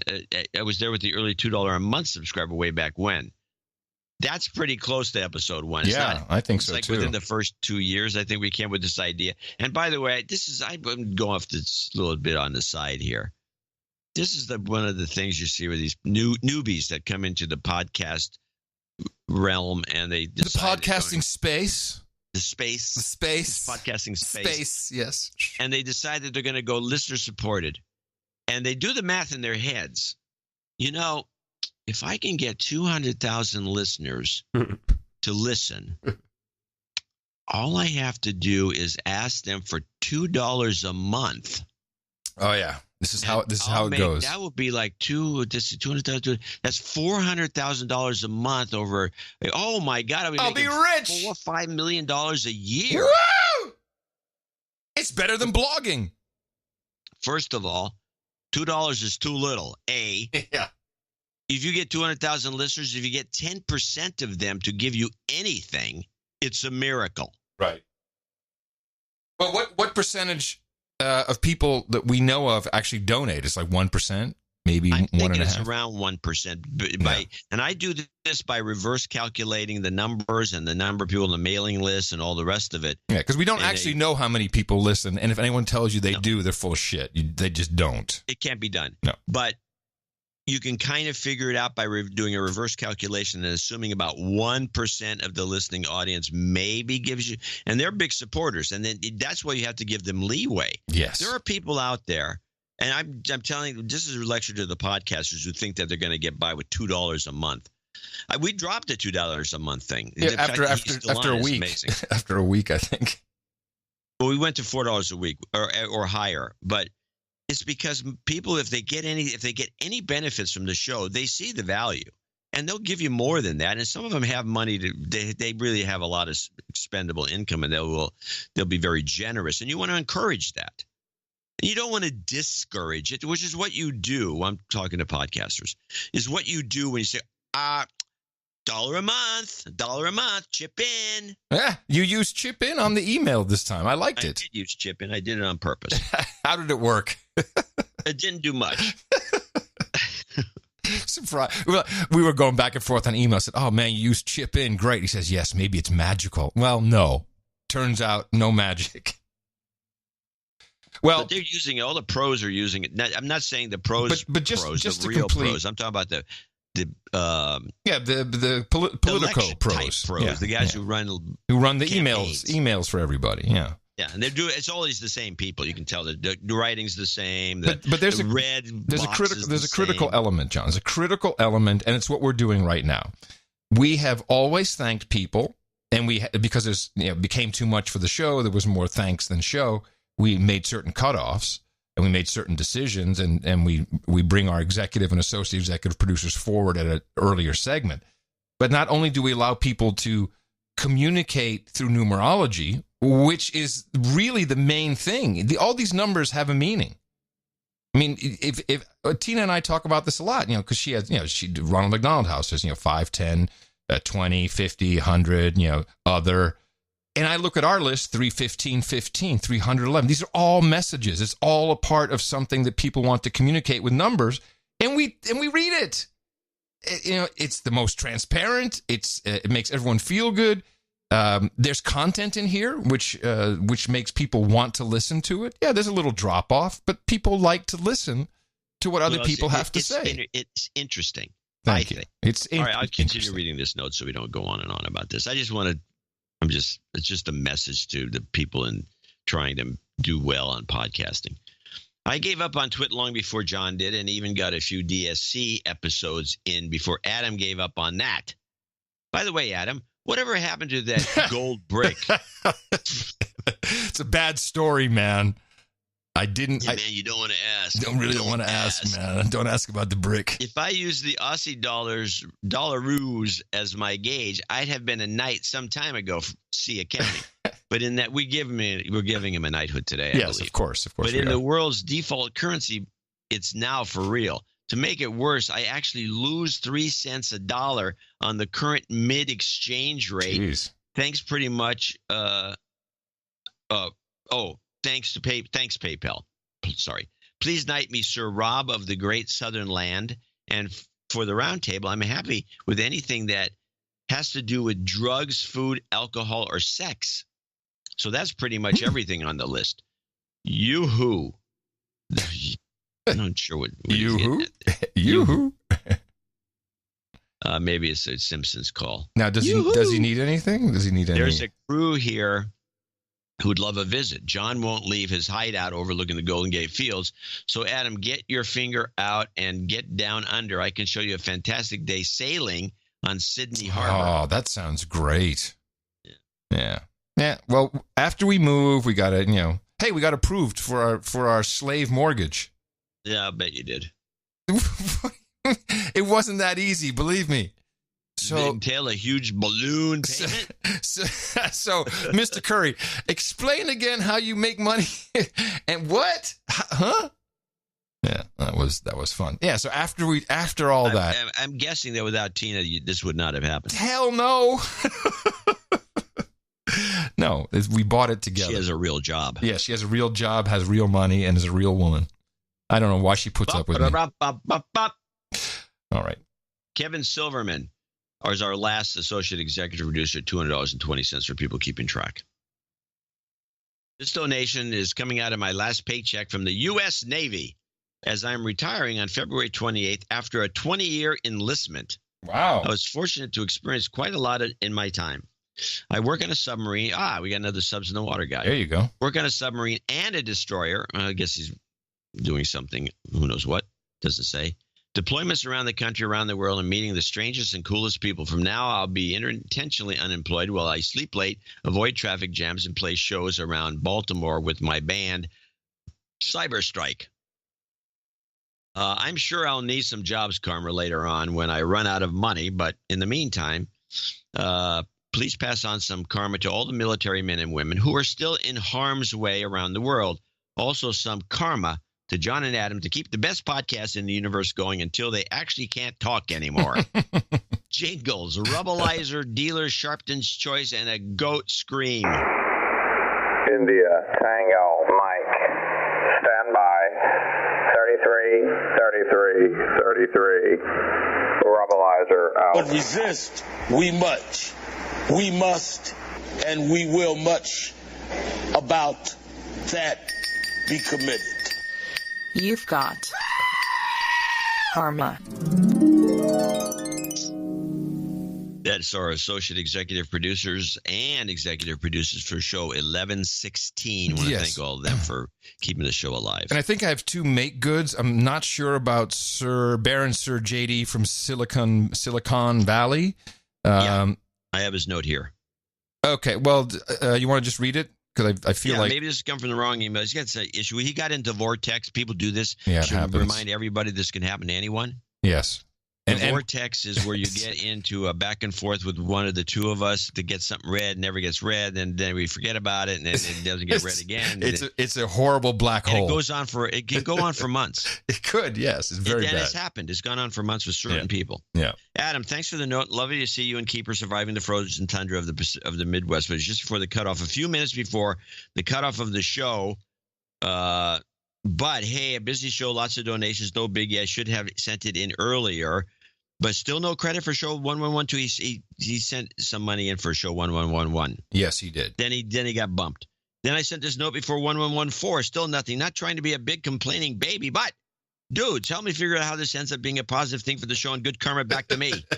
Perhaps an entertaining anecdote read by John from the classic Shays Lounge and a Man on the Street interview near the Leaning Tower. Please credit me for some show soon. This was a 3339 donation, so clearly an executive, but maybe you could we'll put him on today's list. Yes, of course. I don't know what happened. If you could add me back to the show notes for 1111, it would be nice. He wants to be there. I was hoping to get word out for a simultaneous meetup, and here's what happened. Your note went into the meetup pile, and then Adam said, "I don't want another meetup," and you got stuck in the vortex. Yeah, and I'm really also was trying to pass back some value for value and say that karma does work. See message below. And then he has one of his other messages. He's got a lot of notes in. And then the message is, I asked for some jobs karma back towards the end of 2018 and again in January, just as I was wrapping up a couple of VCISO, whatever that is, consulting contracts, needed to start planning for a new gig. The power of the No Agenda Nation came through again. Last week, I joined Malwarebytes, one of the rising cyber outfits in the Valley that is doing both nice. Good for the people and doing great business. What are they about, Cyberbytes? Well, Malwarebytes. Malwarebytes is one of the two main, Spy Hunter being the other one, which I've used both. I use Spy Hunter. I don't use Malwarebytes anymore because... Careful. He's just starting. Tell you, just starting.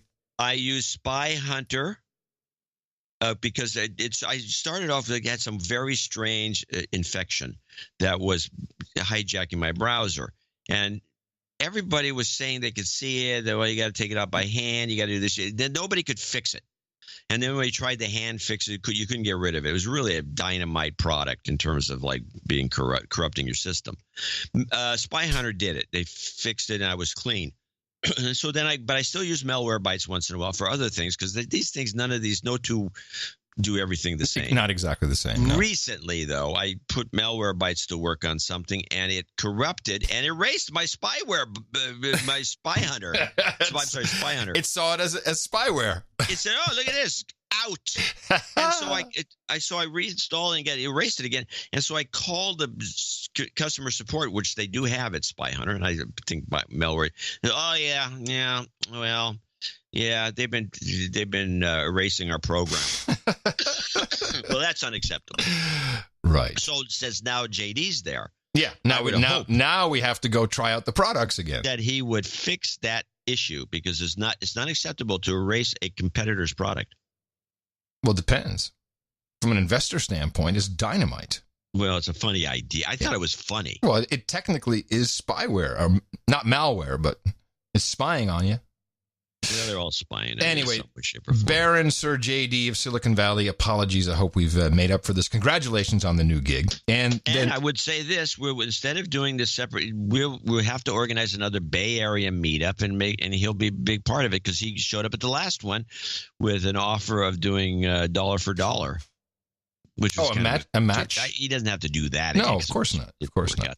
Well, he's big Silicon Valley guy. He's a good guy, and he has a lot of. He's a charming guy. That's a good element of, especially amongst the dudes named Ben. All right. Yes. One other make good, which was kind of. Well, we could have seen this coming, but this was when I was in Iowa. It was 11 degrees. Taco from Den Dolder. Now he donated $1,000 to the last show, and he was an Insta-Knight.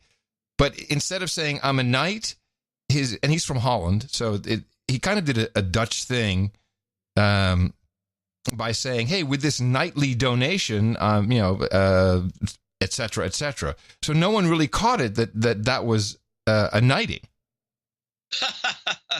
Well, I did say something. I said, "Well, he's got nothing here." He didn't. Yeah, well, I didn't catch it either. So anyway, he wants to be knighted Sir Taki. His name is Taco from Den Dolder, so Sir Taki, definitely. And what did he want? He wanted to hear respect. So I'll give him a quick respect and a karma. RESPICT. You've got karma. There you go. Okay, we fixed everything. Everybody's happy. Everybody's on board. Taco, I'll see you later at the round table for your knighting. I'm very excited about that. And I'd like to thank everybody who supported us, our executive producers and associate executive producers. This is a credit you can use anywhere credits are recognized. They are valuable because executive or associate executive means something in the biz. So display that proudly, perhaps even on your Twitter profile. People seem to like doing that. And we will return on Sunday for another show. I will be coming to you from the lowlands. I'm going to the Netherlands. No, I'm sorry. Sunday I'll be here. It's the week after. Well, forget what I said. Sunday, we'll have another show. That will be a report from the big No Agenda Pendants, the Texas meetup at Austin Beer Works on Saturday. And you can always support us at Dvorak.org/NA. Now, if you're a podcaster, you know how to do it. Go out and propagate. Our formula is this. We go out, we hit people in the mouth.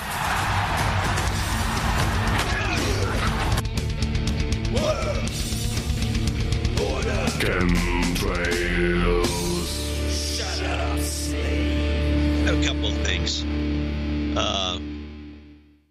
First of all, in the Iowa meetup, how did the thing? Do we have a process for donating to the show in person, which is to put them, whatever, a check or whatever you want to put in an envelope with a note with your name and address? That's the whatever. process. So, yes. And you put it in an envelope and then hand the envelope over. How did that work there? Because I don't think that worked extremely well. I think there was only one donation that had cash in it that had no name. Everyone else had their name on it. I think we got everybody. All envelopes, or somebody just gave all you? All envelopes. All envelope. I think everyone got it. Okay. And it's really just for practicality. But also, people have all kinds of, if you have some cool stuff, and I love, challenge coins, stuff people have made, put it gifts. in something you can, gifts, put it in something you can close up again, so we can take it back, and I can, reuse the envelope to send John's his portion of it. And Reuse the envelope. Yeah. I don't. Who has an envelope for like I name have badges? envelopes. Yeah. Well, you should send me some of the stuff that comes into the PO box then. Well, it's usually just going to fall through. Yeah, but I mean to.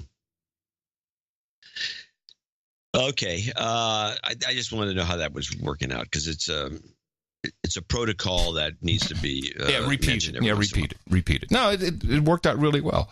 And I want to bring Sir JD back into it. I believe that the Austin meetup will maybe be the biggest, most important meetup we've had. It's a long time coming, that's for sure. Because of the Texans and all their grousing. And we have celebrity guests, Tina the Keeper. We have Sir Gene. We have Eric the Shill is going to be there. This is going to be a hootenanny. Now, so my point is that we need to do another meetup in the Bay Area to top it. Oh, so Sir JD needs to be thinking about that. There's just no way you guys can compete with Texas. Come on. No way. Not going to happen. I could probably beat you in L.A. All right. What else you got? Well, a number of things. Let me see. Well, let me start with a couple of things. There's a couple of... for one thing, let's get the India-Pakistan thing out of the way. Yeah, that's definitely something we need to talk about because no one else is. Now, it looks like a horrible, threatening thing. They brought an expert on, one of these, professors, instead of just your normal talking heads. That's some guy who actually knew what he was talking about. He's a Pakistani professor, writer, and they give him a good introduction here on Democracy Now! And as soon as he says what's going on here, it's like, oh, brother, why did we even? It's really not newsworthy if you think about it in these terms. We had producers write in and say similar stuff, so I'm very curious about this. What is this from again? Democracy Now! We're joined right now by Zia Min, a Pakistani-born physicist, nuclear expert, and disarmament activist. He's co-director of the Program on Science and Global Security at the Woodrow Wilson School of Public and International Affairs at Princeton University. Professor Min is co-author of Unmaking the Bomb, a fissile material approach to nuclear disarmament and nonproliferation. Professor Zia Min, welcome to Democracy Now! Can you respond to this latest escalation? While there's this split screen between Michael Cohen and North Korea, the summit in Vietnam, you have this very serious escalation between two nuclear powers, India and Pakistan.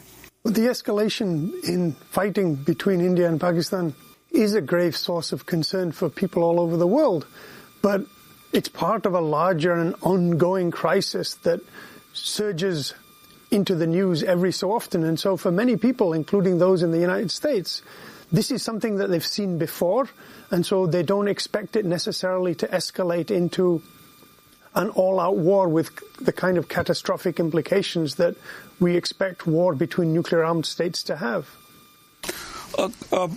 Professor Mian, could you talk about the February 14th attack that occurred inside of Indian-administered Kashmir and the supposed reason by the group known as JEM that claimed responsibility?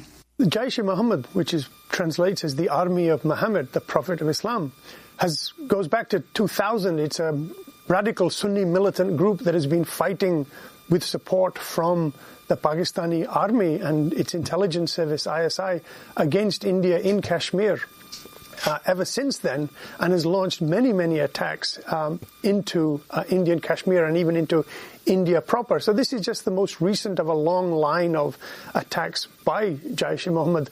But the larger issue, I think, is not this one particular attack and how Narendra Modi's Hindu nationalist government in Delhi has tried to respond to it to show that it's strong because they're having an election in India, and so the Prime Minister and his party wants to prove how strong and tough they are. It's a classic move. It's a total classic. As soon as he said the election, I said, "Oh, we do this all the time. Yeah, this is what we do. This is the United States play." Hey, it's a question, and this is going to sound uneducated. Witness the MTV guy. What is the core beef between India and Pakistan? They hate each other. Yeah, okay. But is it religion? Is it just the Kashmir reason? There's a little reason? religious aspect to it. There's Muslims versus Hindus. They don't get along. Is that the core? I mean, that's the core reason? I think so. It's I think kind of like one of the core reasons. Like I the think culturally they don't get along. I mean, for example, there's some cultural differences between these groups that make it so they just. It's like the Germans and the French. You know, that some or how about they don't like each other. The Flemish and the Walloons. Yeah, similar. Now I have a little tip for people who like. Or is it maybe it's Windows versus Mac, iOS versus Android? I think it's a little more extreme than that. Okay, but it could be. But those guys are pretty bad. If you're gonna buy basmati rice, and I'm not saying this to insult any Indians, the non-donating Indians, the donating Indians are okay. Zero donating Indians. I don't want to insult any Indians. But if you're going to buy basmati rice, by the way, Fawn, F-A-W-N brand is absolutely the best. But if you're going to buy basmati rice, always buy Pakistani. Buy Pakistani basmati rice. You're asking for it now. You're asking for it now. If you have a choice, you buy Pakistani. And if you have a real choice, you get Fawn, F-A-W-N. Now, why? Ask me why. Why, John? Why is this? Rice? What is it about the Pakistani basmati rice that kicks ass over the Indianis? It's a million times cleaner. Oh, basmati rice needs to be washed to death. Yeah, washed. Yeah. And if you don't, with the Pakistani rice, it's just not as dirty. Wait, stop. So just like we know that the whole Middle East problem is really about who makes better hummus, are you telling me that the India-Pakistan conflict really is about whose basmati rice is better? Well, to me it is, but I'm sure there's more to it. It wouldn't surprise me. Now, this guy, this professor does continue with another little bit here. It's only 40 seconds, but he does his real complaint, and I think this is a complaint that needs to be made. We might as well play it out. The real issue that we need to talk about is the fact that this level of violence between India and Pakistan has continued for a very, very long time, and that it's not so much the military on military violence, but the fact that large numbers of civilians along the line of control that divide Indian Kashmir and Pakistani Kashmir are caught in this endless barrage of artillery and firing across there, which claims civilian casualties on a regular basis, and also the fact that no one seems interested in thinking about what the future of this conflict and these people trapped in Kashmir between these two states determined to resolve their issues by force. I mean, what's the future going to be like for these people? Yeah, just a bunch of innocents in the middle getting killed constantly. Right. Well, that's been that way ever since I've been on this earth, as far as I can remember. It's always been that way. We were always at war with Eurasia. I like the basmati rice theory, though. Oh, you about the basmati? Yeah, makes a lot of sense. So it has a little to do with halal and their rules about cleanliness. We do need to remember that China has a lot of money invested in Pakistan that Pakistan can't pay back. Pakistan just got $20 billion from Saudi Arabia, from MBS himself. Yeah, that's our donation. I'm sure of it. Oh, well, yes. That's Trump saying, hey, get in there. Get working on it. We can't have these Chinese taking over everything. So probably part of the $20 billion is, goes off to satisfy some interest, or there's stuff going on. But you got to keep your eye on China, because Pakistan is a big part of their plan. If you remember the 3 Belt No Road BRI syndrome. And talking about China, I have one of the Huawei executives at the World Mobile Conference. One of our producers is boots on the ground. He said it's kind of dead this year. He says there's no real cool 5G demos. It's supposed to be all 5G from what I understood. Yeah, he says it's like kind of boring. He said the most exciting thing was the Brave browser people are there, and he was propagating the no agenda formula at them. But he said people just walking around in a daze. There's no real cool demos. I mean, yeah, which it doesn't surprise me. Yeah. Well, but let's listen to what the Huawei guy, very erudite character, because the Chinese don't trust anybody, I guess, except their own at this level. And so he has got 2 clips from him. Ladies and gentlemen, good morning. Hello. It's great to see you all again. I love it when these guys come in and do their English versions of their little show, because you got to listen really closely. There has never been more interest in Huawei. We must be doing something right. Huawei is leading in 5G globally. But we understand innovation is nothing without security. No. Let me say this as clear as possible. Huawei has not and will never prime backdoors, and we will never allow anyone to do so in our equipment. We take this responsibility very seriously. Huawei has a strong track record in security for 3 decades, serving 3 billion people around the world.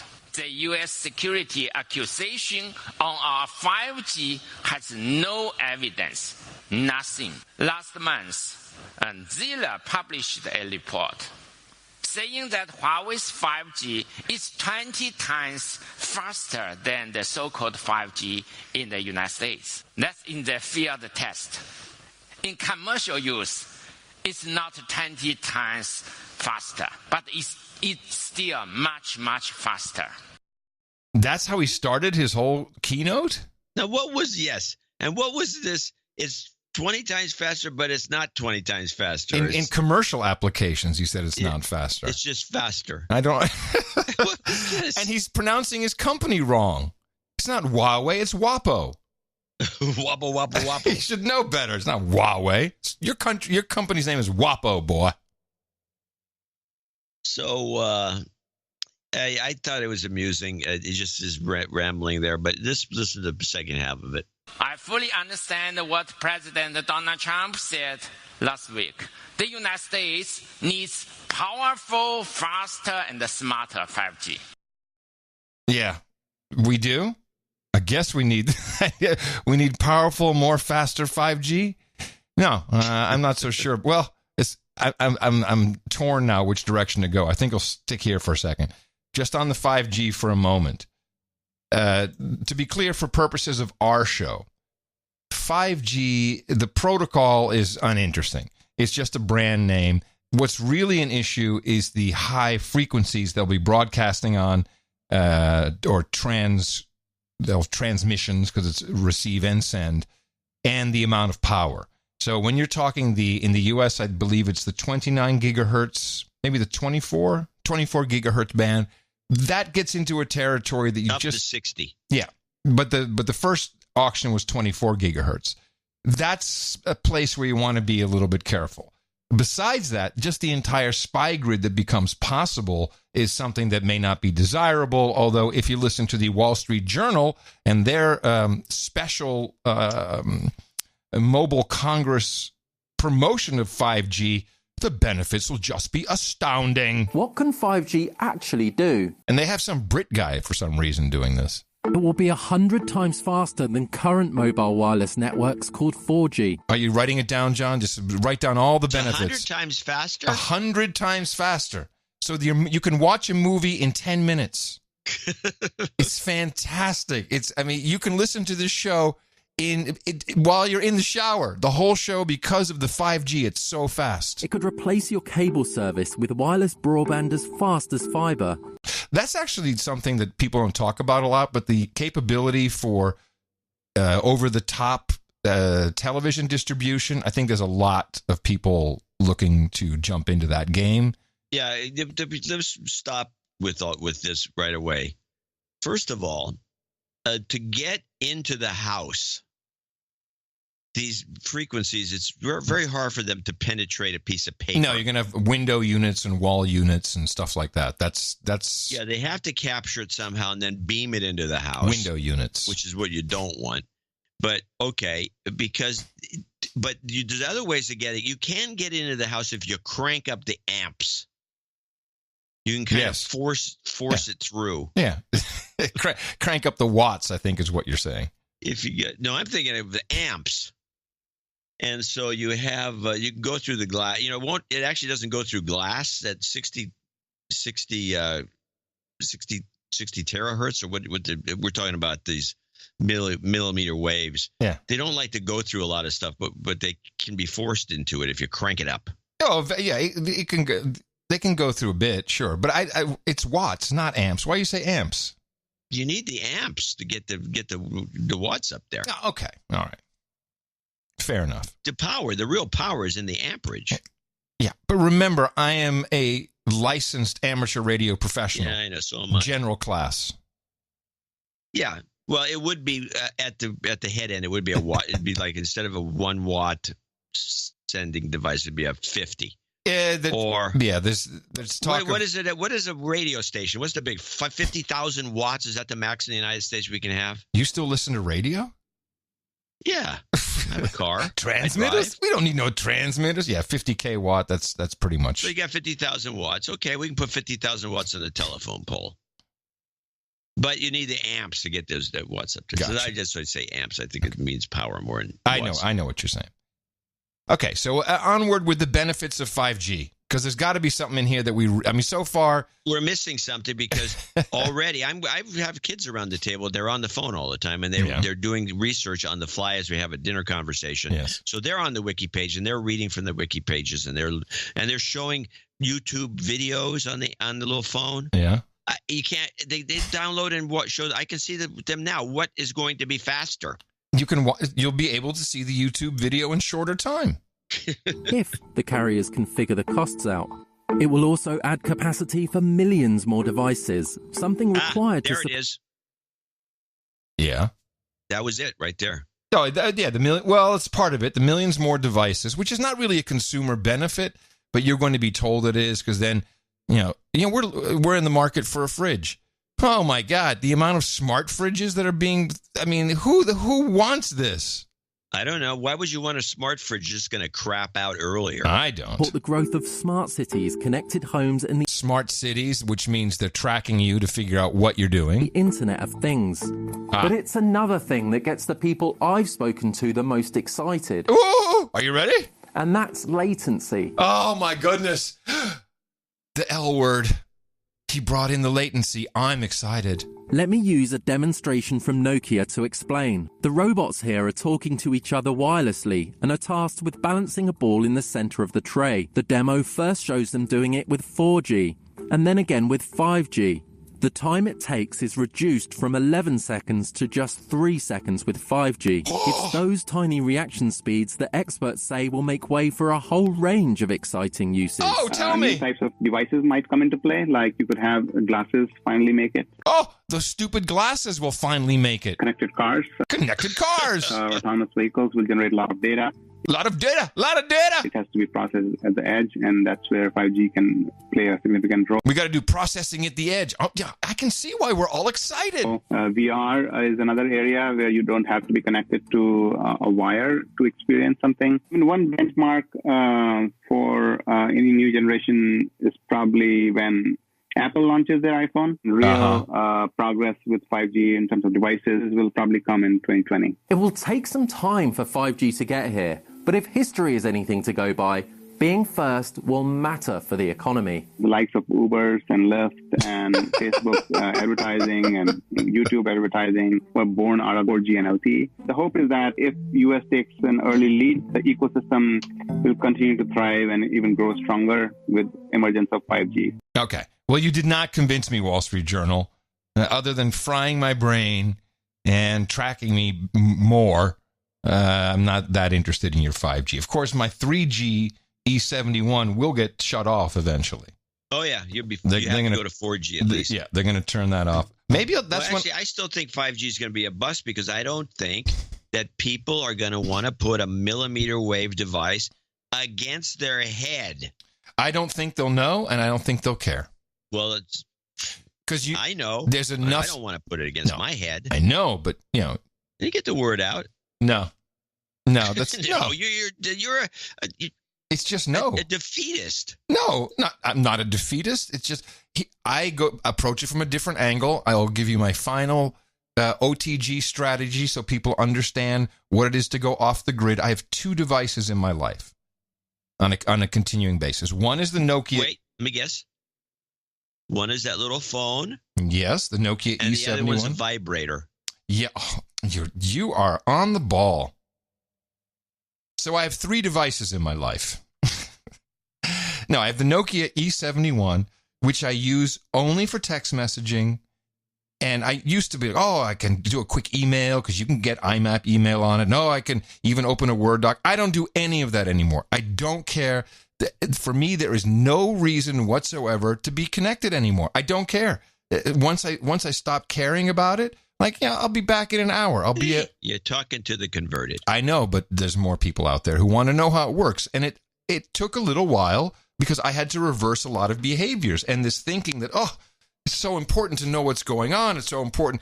I mean, anywhere you stop, anywhere people are not mobile for a second, boom, the phones are out. And you just see it. And it's rampant and it's sick and you're not well. It is sick. It's sick. It really, and everyone's doing it, so you don't really notice it until you stop doing it. And the way to do it is through pain. The pain is you can't do it. You just can't get anything done. Even at a certain point, Tina's texting me. I'm texting back. I can't keep up. I got this physical keyboard. I call her. Say, hey, how about that? Let's talk for a second. And it's very nice. So as a part of your OTG strategy, you do need something else. And for that, I have the Surface Go, a very inexpensive, very small device. It's the size of my original iPad. I have a beautiful little case that it goes into, and I have a hotspot. I think you can get the Surface Go with now with LTE. Don't get that. What you want is to be disconnected. If I really, really, really need to get something, the pain of turning on the dongle, the hotspot, firing up the little computer, and then doing whatever I need to do, that becomes a choice of do I really need to do this? Can I do this later? Is it of utmost importance? When it's really easy to do, you will do it. You have to pain yourself. And how long have I been doing this? 6 months? Would you say? Longer. Oh, longer, really. I'm cured. I am completely cured, and I love it. I can even pick up an iPhone now and just do something to get it out of there or whatever and put it back down. Notifications aren't in my life anymore, except for one sound from my phone, and that's only a handful of people, including you. And you called me the other day. That was a surprise. Like, the phone's ringing. So that is the strategy. When people say, "What phone should I get?" Oh, I can get the one that is completely built on open standards, Linux, hardware switches. You're still going to be distracted and looking at your phone when you could be looking at other people looking at their phones. It's a lot more fun. It is funnier. It's fun. It's really great because I'm going to be candid. You feel superior. You do. Well, that's your golden life. You just feel superior. Yes, it's my exit strategy. All right. I'm reminded. I remember a couple, not last Christmas, but the one before, we went to, or Thanksgiving, went to London. Mm-hmm. So I take a lot of photos. I have a real camera. I use a real camera. I take photos. Yeah. So I was taking some photos. I was looking over some of these old photos, looking for something I could blow up to a huge size, which is what I do. And so I'm looking at these photos I've taken inside the tube. Yes. So I had two groups. I had some photos that I took on one of the platforms, probably from about 10 years ago. I was in London for the book fair or something, and I took some pictures of the platform. There's a bunch of people standing around, and they're just standing around there. And then I reading the paper, maybe even reading the paper held up in front of their face. They weren't even doing that. They were looking around, and I took a picture this last time I was there, and everybody standing at the platform. If somebody came in with a machine gun, no one would look up. They were all looking at their little phones, all of them. Yeah, and it's sad. Because we were flying. So when the plane lands, everyone except for me does the same thing. Phone comes out. Everyone and I love standing up as soon as I can to get the carry on. But I spend my time looking at what everyone. I'm looking over their shoulders, looking at what they're, and it's like Twitter, Facebook. Texting at 3 different people at the same time, back and forth between windows. It's just, I don't know. I don't think it's an improvement to your quality of life. I don't think it's healthy when the whole plane lights up. No. So I want to stay with brown people and yellow people for a second. sticking with China, the trade negotiations continue. The president has said he will postpone the increase in tariffs from 20 to 25% on Chinese imports. And they were doing one of those Trumpian news conferences where the press is there and he had his team, his negotiating team. And Bob, was it Bob? Forget Bob. Bob's one of the top negotiators.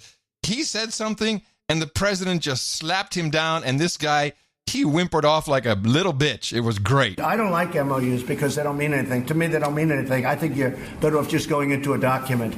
I was never a fan of an MOU. So Trump does, and I don't like MOUs either. It's like an LOI, letter of intent, memorandum of understanding. It's basically people who just don't agree with you yet, and then, well, we're agreeing to agree, and we'll do something. And so Trump said, I don't like those. That was some question from the press. Then Bob jumps in. He's going to explain what an MOU is. So an MOU is a contract. It's the way trade agreements are generally used. People refer to it like it's a term sheet. It's not a term sheet. It's an actual contract between the two parties. Yes. A memorandum of understanding is a binding agreement between two people. And that's what we're talking about. It's detailed. It covers everything in great detail. It's just called a memorandum of understanding. It's a legal term. It's a contract. And would you think that would be a very long-term deal, sir? Contracts last while they last. There's no term. They last while they last. Mr. President, on North Korea. By the way, I disagree. I think that a memorandum of understanding is not a contract to the extent that we want. We're doing a memorandum of understanding that will be put into a final contract, I assume. But to me, the final contract is really the thing, Bob, and I think you mean that too, is really the thing that means something. A memorandum of understanding is exactly that. It's a memorandum of what our understanding is. But to me, the contract is, the real question is, Bob, so we do a memorandum of understanding, which frankly you could do or not do. I don't care if you do it or not. To me, it doesn't mean very much. But if you do a memorandum, how long will it take to put that into a final binding contract? What? From now on, we're not using the word memorandum of understanding anymore. We're going to use the term trade agreement, all right? Okay. Right. No more. We'll never use the term agreement. We'll have the same document. It's going to be called a trade agreement. We're never going to use MOU again. Are they going to put that? What a little whiny bitch. We're never going to use the term memorandum. Exactly. Well, yeah. Yes. I have some thoughts about this meeting. You want to play? I have a background to hear that Democracy Now! Put together Trump in Vietnam. I don't want to go to Vietnam yet. First of all, we need to take a break in a minute. Well, weren't you just in Vietnam? That was China. The Chinese trade negotiations. Oh, okay. Sorry. That makes sense. All right. It's the same thing with the Vietnam thing. It's connected. Let's talk about some other brown people. Venezuela. Wow, they are trying all the tricks. Anything we can do to justify going in and taking everyone's oil and putting Guaido on the pedestal. Here's Sean Hannity. It's a Fox News alert as we continue reporting tonight from Hanoi, Vietnam. Jorge Ramos, 6 other Univision staffers detained at the presidential palace in Venezuela. This allegedly occurred after an interview with the Venezuelan dictator, Nicolas Maduro. According to reports, Maduro didn't like the line of questioning, so he ended the interview, confiscated the equipment, and had Ramos, along with his colleagues, arrested. We do have an update. Thankfully, 3 hours later, the group was released. We'll continue to monitor this disturbing story, but I got to tell you, you know what? I don't agree with Jorge on a lot of issues. He's an American. Jorge Ramos is controlled opposition for Fox News. I mean, the guy is only on Fox News, always, and he's Univision, of course, but he's always the opposition. No, you don't know what you're talking about. No. And now they use him in this so-called, they took him captive and they took this interview away because this guy's such a bad dictator. They took all the dictator. gear and put it on Craigslist. Exactly. I smell a rat. That is a very typical tactic. That's almost like, shooting down some plane in Kashmir. But then the final thing, as we go to white people, is Scandinavia. There's some crap going on. I'm short on this. This is a big deal. It's a huge deal, and it's very hard to get clips of it because it's been going on for a long time. I think I can summarize it. This company, is it SNC Lavalin, I believe?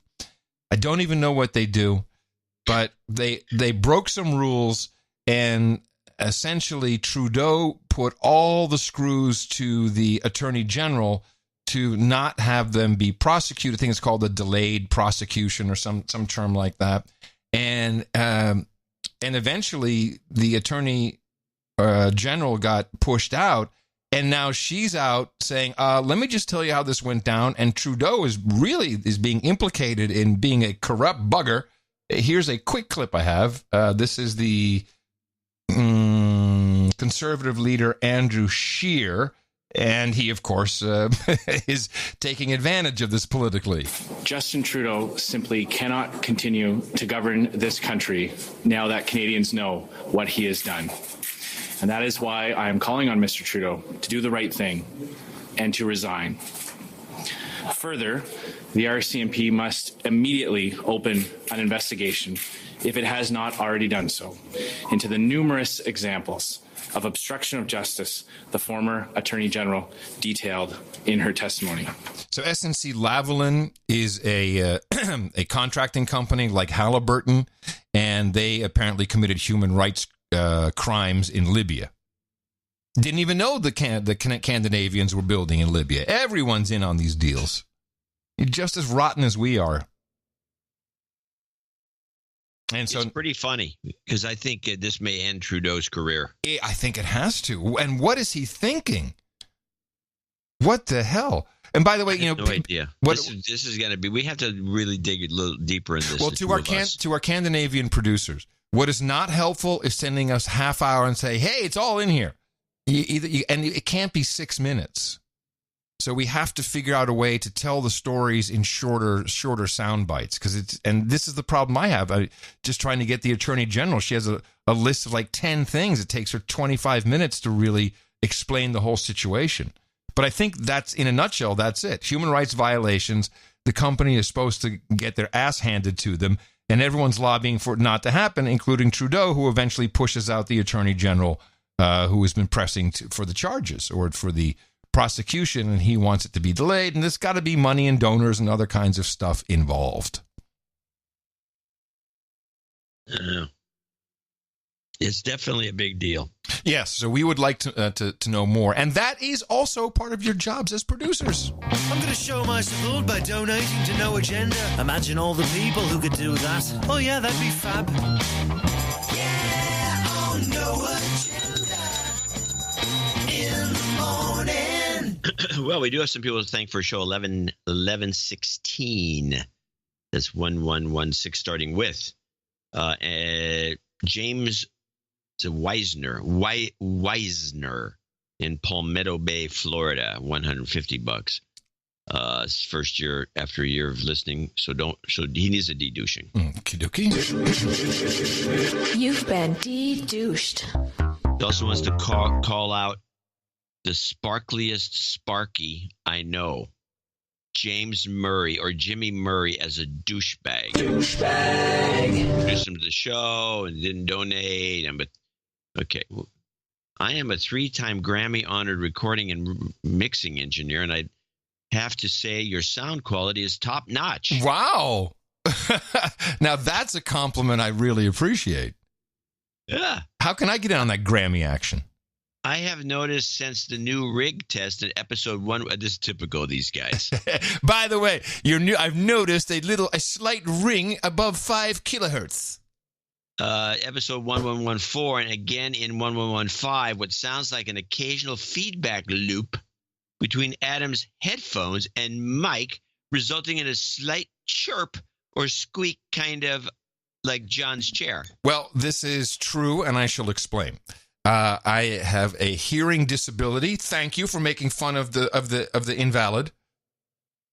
So I typically have hearing aids, but I cannot evaluate the sound wearing hearing aids and the headphone. So the only way I can do that is what I've been doing up until I got hearing aids, is I crank the headphones up to 11. If I'm talking, and if I just even open up my headphone even a little bit, there you go. So even he heard that. Yes, he heard that. That's exactly what he heard. It sounds like my chair squeaking. A little bit. Yeah, yours is when I heard it there, I realized what he was listening to, and then I hear my chair squeaking a lot more than anybody. And that's what it sounds like. Yeah. It's a little chirp. By the way, wow, what an ear. I love these guys. My left hearing aid failed. Like I didn't know if it was my ear or what was going on. People, if you're don't get these online tests and get the $500 hearing aids. If you're serious about your hearing, go to an audiologist. Even I had to go to the audiologist just to get help and understand what was going on. It's just a little tip for the deaf. Well, anyway, it's good to have a 3-time Grammy. That's fantastic. And I'm very honored by this compliment. Thank you. Antonio Sanchez Godinez, 120. He is on the list. He's getting knighted, I guess. Yes, he wants some big jobs karma. Do that at the end. Well, he's going to be a knight. I think we can do it here. Jobs, jobs, jobs, and jobs. Let's vote for jobs. You've got karma. You'll be Sir Antonio of Madrid. Looking forward to it. Ivo Welton in Arnhem. Arnhem. Oh, Arnhem. Yeah, Arnhem. Sorry. Arnhem. It's been way too long since my last donation. Please de-douche me. You've been de-douched. Nicholas Grube, and that was $111.11 from Evo. Nicholas Grube, 100. He's good. He needs a de-douching. He says, even though I'm a monthly contributor, I got called out by my Jewish friend Brad Horowitz last week. I don't know why you have to add that to it. Anyway, considering tomorrow is my 33rd birthday, well, we'll give you a de-douche. You've been de-douched. He's $100. Sir Brian Kaufman, Scottsdale, Arizona, 75.75. Robert Smiley in Holland, Pennsylvania, 75. Sir Stephen Hutto. Everybody pronounces it differently nowadays because of you. Stephen Curry. Because of you. St. Petersburg, Florida, 7070. Sir Don of Taintsville. He needs jobs karma. We'll get that at the end for you. Yeah, 66.60.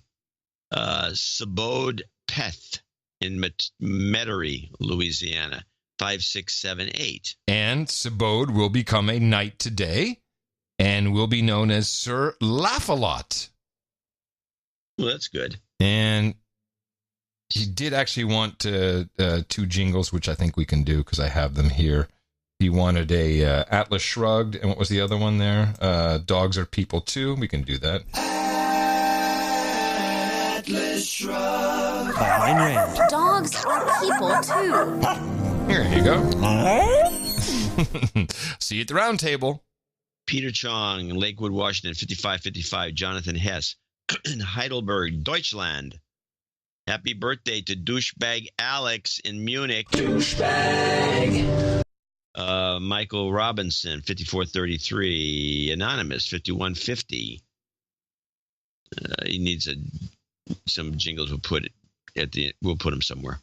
Patrick Shannon, 5150, Minneapolis. Kurt Labanowski, 51 in Ramsey, New Jersey. Sir Eric VM, Baronet of the Valley in Van Nuys, California, 5038. And Joe Bassesi, 5038. Oh, it's a symbolism of 5038 out of the blue.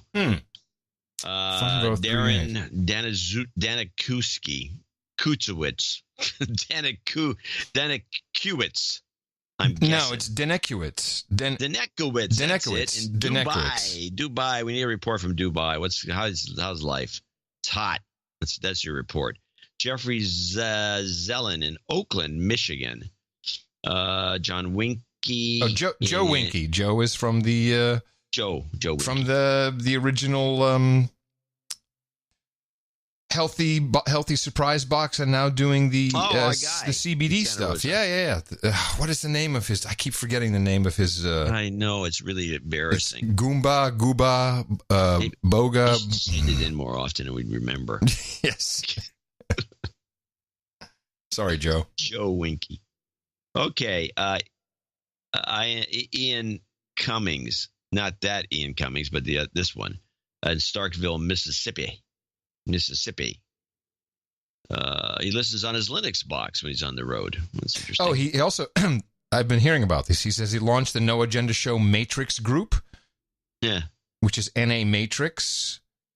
Matrix is the decentralized communications future. I will be evaluating this. I'm always interested. Please do. I'm always interested in this stuff. Eric Dutro in Flint, Michigan. Anonymous Scrometer.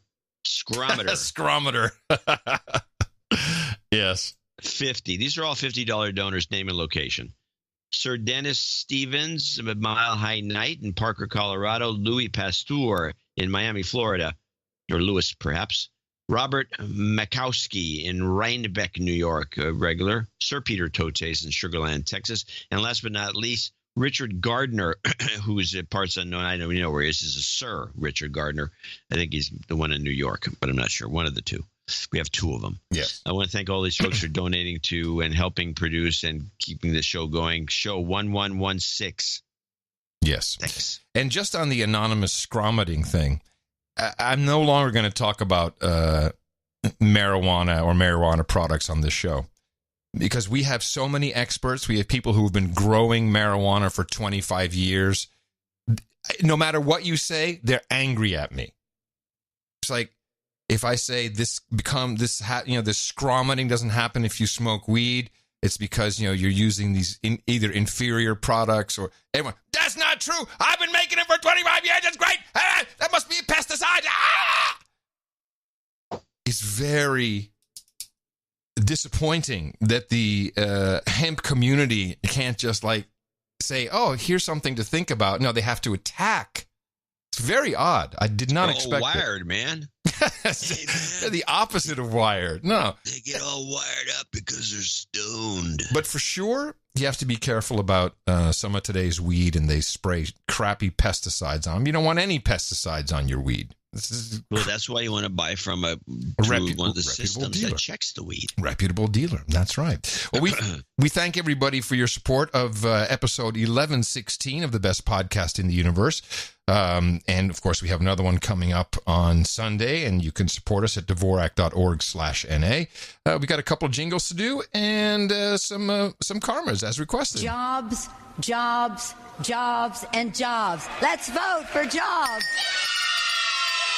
You've got karma.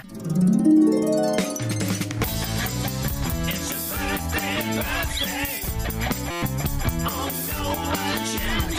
And here's your birthday list. It is the last day of the month, February 28, 2019. Lori Wolf says happy birthday to her daughter, Madeline Wolf. She turns 15 today. Nicholas Group, 33 as well today, the magic number. Efo Welton, 42 tomorrow. Wes Harris says happy birthday with smoking hot wife, Julie. She turns 39 on Saturday. And Jonathan Hess, happy birthday to douchebag Alex in Munich. Happy birthday from everybody here at the best podcast in the universe.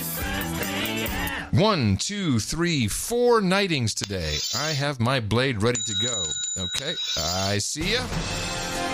Sabode Path, Antonio Sanchez Godinez, and Rob Wales and Taco. Gentlemen, stepping up here next to the No Agenda Roundtable. All of you have supported the show in the amount of $1,000 or more, and therefore I am very proud to bring you into the table of the Knights and the Dames, and I pronounce the KD, Sir Laugh-A-Lot, Sir Antonio of Madrid, Sir Rob of the Great Southern Land, and Sir Taki. For you, gentlemen, we have Hookers and Blow, Rent Boys, and Chardonnay. We got cookies and vodka, warm beer and cold women, early times and BF4, crawfish and cane breaks, sparkling cider and escort, ginger ale and gerbils, breast milk and pablum, vodka and vanilla, and mutton and mead.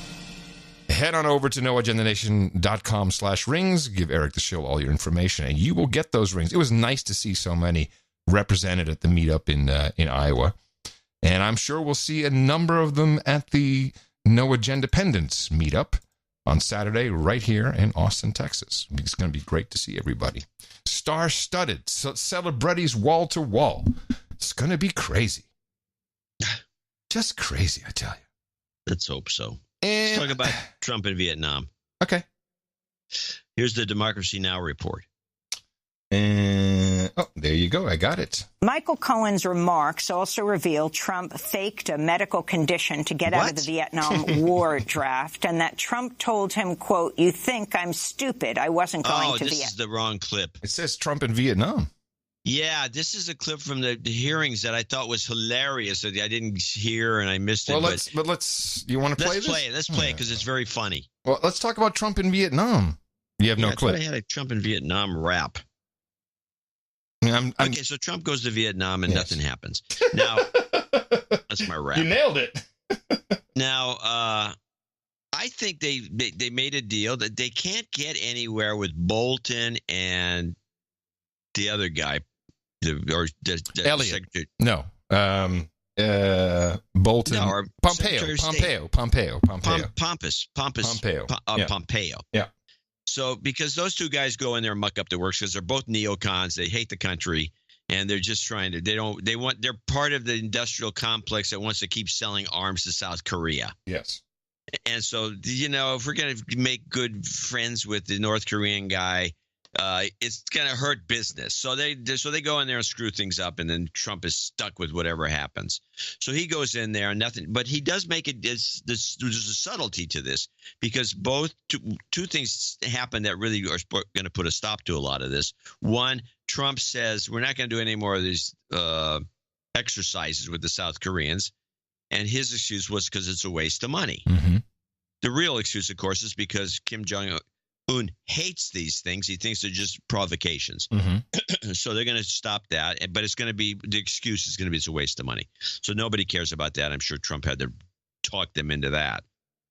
The second thing is Kim's going to stop testing stuff. And that's a plus for us. So at least we got that far. And that's as far as we're going to get. This should also end the war. But somebody pointed out that the real thing here is going on. Again, these arms sales are so important because there's too much money being lost if we end this thing all together and turn it into a tourist trap. But somebody pointed out that the South Koreans want to do something other than be under our thumb insofar as us making them spend money. And that's why they keep using the phrase, you've heard it, the denuclearization of the Korean Peninsula. Yes. They don't say the North Korean. No, they don't say North Korea. You're absolutely right.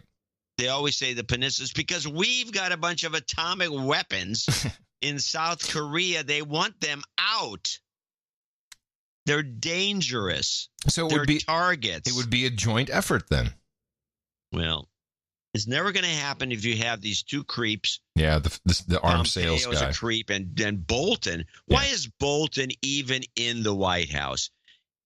All this when Trump ran, he's bitching and moaning about all this stuff, and then he brings this creep into the White House to be the national security advisor. Why? I don't know. You either were going to shoot you and your family, or you had to put Bolton in. Is that what it was? Again, I think it's the weird sex stuff. They're all involved in that. All of them. You think Trump's involved in the weird sex stuff to the point where he's going to has to yes, have I think in there? Yeah, I think in the early days of Roy Cohn, I'm going to have to add Roger Stone in there, and I think there was some weird sex stuff going on. So we're going back to your old thesis, which I'm going to reiterate for people who are unfamiliar with this. There is a huge blackmailing operation going on amongst a bunch of sexual perverts and deviants, and I use that word advisedly. I know what it means. I know there's negative implications, but there's a blackmailing scheme that goes on. Is that once everybody's in on it, then it's all over. You have to do what you're told, or you're going to be exposed as some sort of a creep. Well, for instance. And Alex Jones came up with this, and I think it was kind of an interesting thought. So he says that the fact that the Senate wouldn't even pass a bill that said, hey, you can't kill a baby after it's born, and not enough, like 40 senators voted against it, or 44, whatever it was, they couldn't get to the 60 number, which is kind of odd because you think, well, why wouldn't you pass that kind of bill, resolution, whatever it was? But that's because of the harvesting of the organs. If you keep something alive, there's a big business in organs. That's just a fact. I mean, there were Look at the rabbis in New Jersey who went to jail for it. They were selling all kinds of organs all over the world. It was a huge scandal.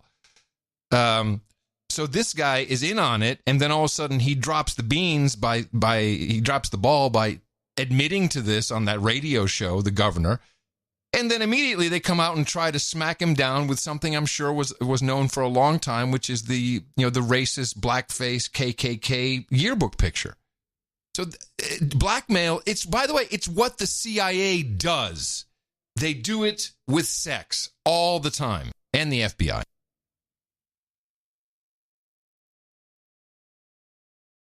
Enough said. Yeah, so it's yeah.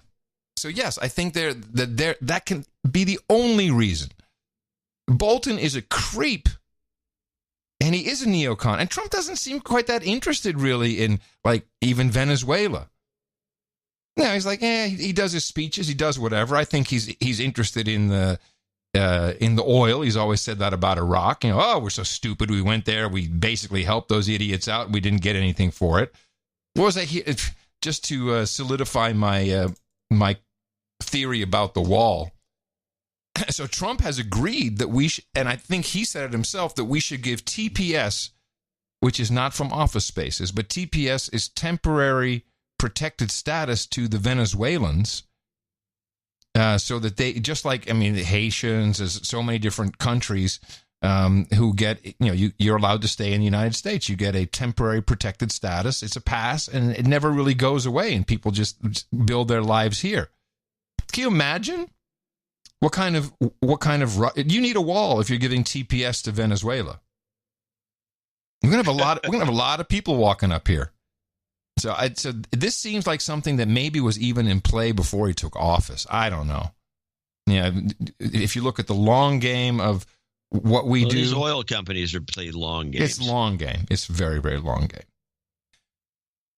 But let's talk about something that we can still talk about, even though I don't want to go into depth on it. We can have a conversation if we want here about vaccines. We have it all the time. We're not anti-vaxxers.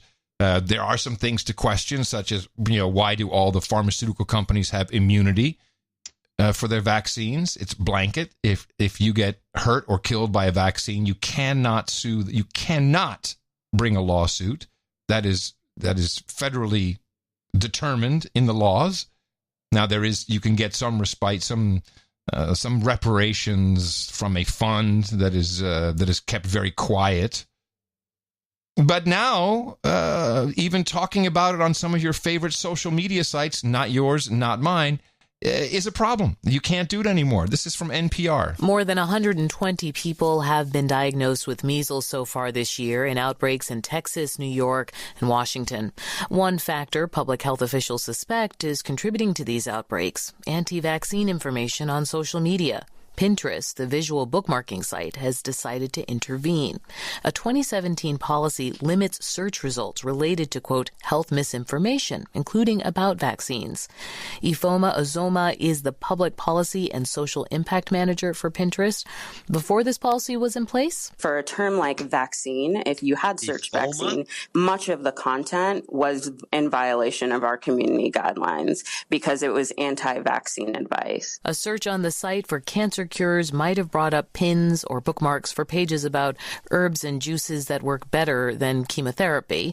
Now you'll find a message that says pins about this topic often violate our community guidelines, so we're currently unable to show search results. Our goal really is harm reduction.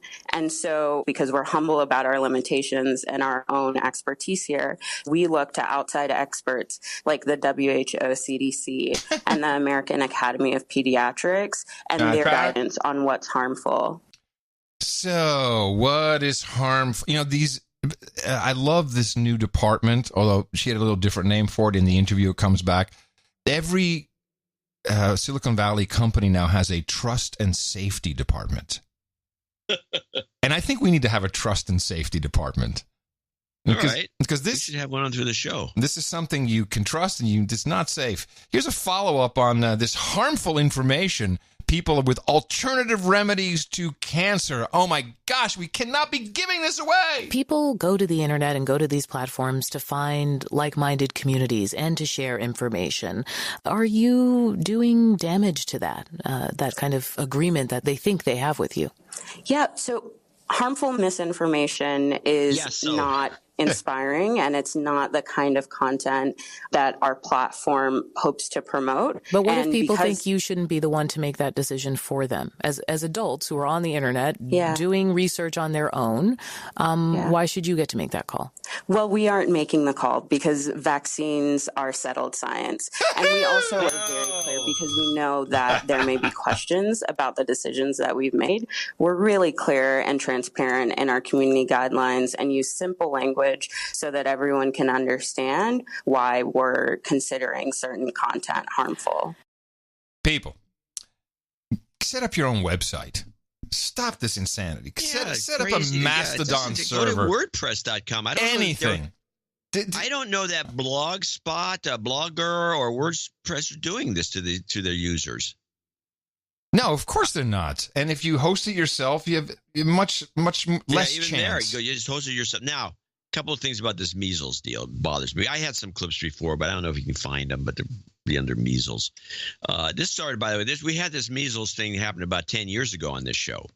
And to the point where the Lear Foundation was dropping in storylines. Yes, I remember. In the in Law and Order, were killed by measles. Killed by measles. There was a big case with some woman, a fictional, on Law and Order, where this woman didn't have her kid vaccinated, and the kid next to her died. So what would it be called? I have measles. BBC, Josh, Disneyland. I don't know what it'd be called. Okay. So, you know the way you're asking the wrong guy. Yeah, what am I thinking? So the measles thing is not a new thing. It happens as a cycle. Now, it's supposed to be eradicated a few years ago, but somehow, if it's eradicated, it seems to me, which they claimed it would be eradicated. I think they reintroduced it. And I say that because there's a number of news stories that came out recently where the kid got the measles vaccine and then got measles. Yeah. And then there was a bunch of other kids who had the vaccine. That's settled science, by the way. But not the booster, and they got measles. And when did a booster become a thing for measles? So I'm also of the opinion that if you go about it this way, especially if you can't get sued, you take this, and I don't want to sound like a conspiracy nut, but from a business standpoint, you're making these vaccines, and now you're noticing in Washington State in particular, people aren't taking this shot. Right. Although it's a shot I'd recommend. But under these circumstances, I'd wait. Because the people up there, that's where it started to break out. And again, it's reported that it was a kid who just got the shot, who got measles and started spreading it around, this eradicated disease. Eradicated, they say.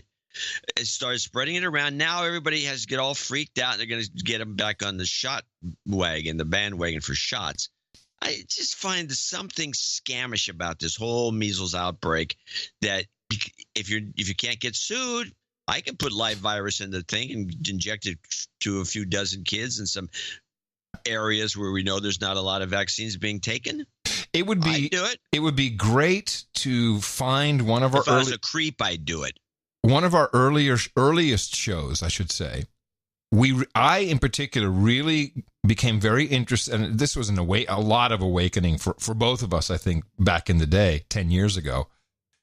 There was a J.P. Morgan Chase investors conference, and you had the slideshow. Yeah, I had the slideshow, and it was, I forget which pharmaceutical company it was, or if it was maybe just one CEO talking about the industry, and it had it right there. They had their hockey stick. It was off the charts.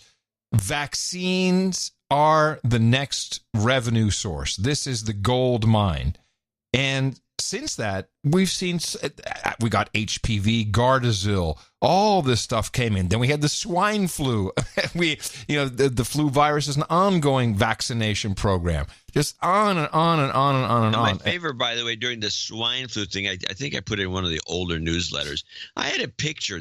We're giving swine flu shots out at in Albany at their library. Oh, yeah, I remember this. Yes. And the picture was, I'm telling you, it was like a Star Wars movie. Yes. The people were lined up with their kids around the block to get this shot. Woo! Yep. And that's a shot I never got that shot. My approach, and I've said it before, is I think Tamiflu and Relenza are two antivirals that work very well if you get the flu, or if you think you're getting the flu. Well, you better be pretty sure you're just wasting a lot of money because they're expensive. Yep.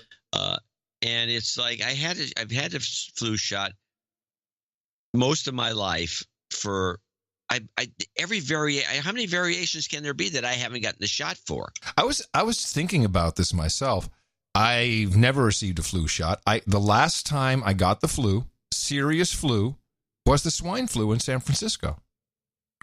And I lived. And since then, I've had no flu. Now, I'm dying from allergies, but that's a different problem. But flu? No. I don't seem to get it anymore. Well, I caught a version. I caught that one from a couple of years ago that killed a bunch of people. I know two people. Jerry Pournelle, I think, was killed by the same flu. Wow. Shoot, man. You should go get a shot. We can't have you dying from some flu. So I had this flu. And what happened was we were in London and they were coming back and I was getting it right there on the spot. And you went to Relenza. I have a process for these things so I don't get sick. Right. And my process wasn't working.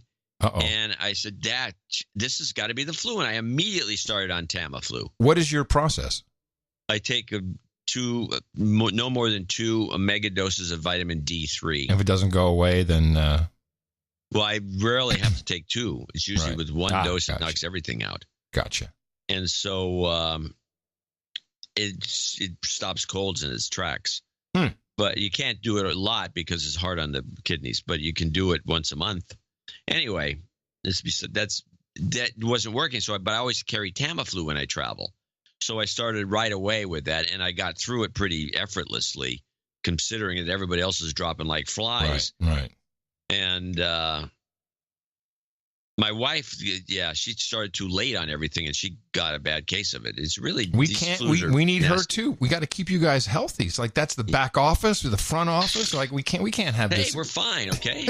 Okay. I'm worried about you. I learned it by watching you. Okay, something like that. Hey, you, man. It's you. Nah, man. Good man. Keeper's keeping me healthy. No worries. And that is our deconstruction for today.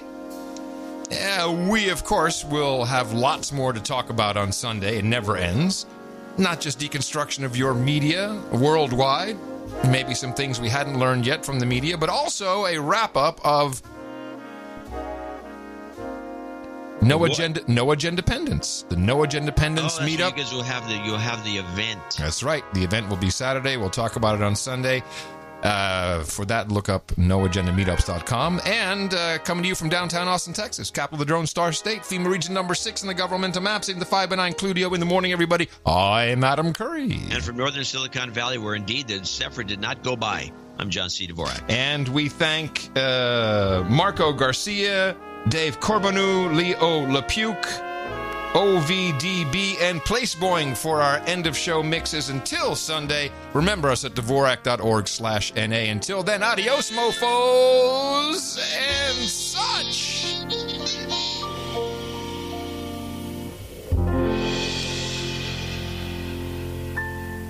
Hello, everyone. I think it is a green dream. Tax rates as high as 60 or 70%.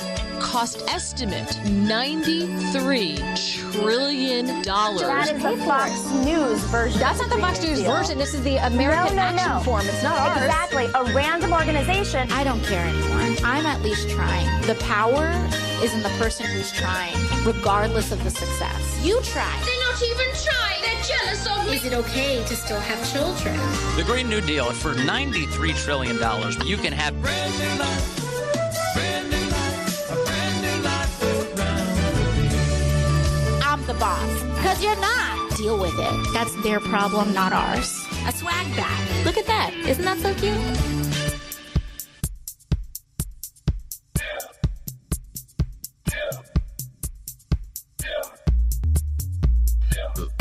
Took the trigger.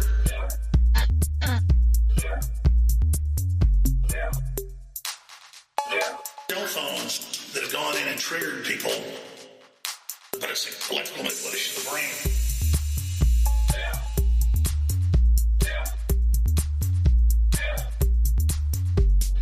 Telephones that have gone in and triggered people, but it's electrical manipulation of the brain. The phone rings, I took the trigger. Yeah. You're saying, well, where's the phone? It's everywhere. It's 5G. A certain percentage of people are going to end up being killers and crazily half-cooked. But the phone rings, I took the trigger.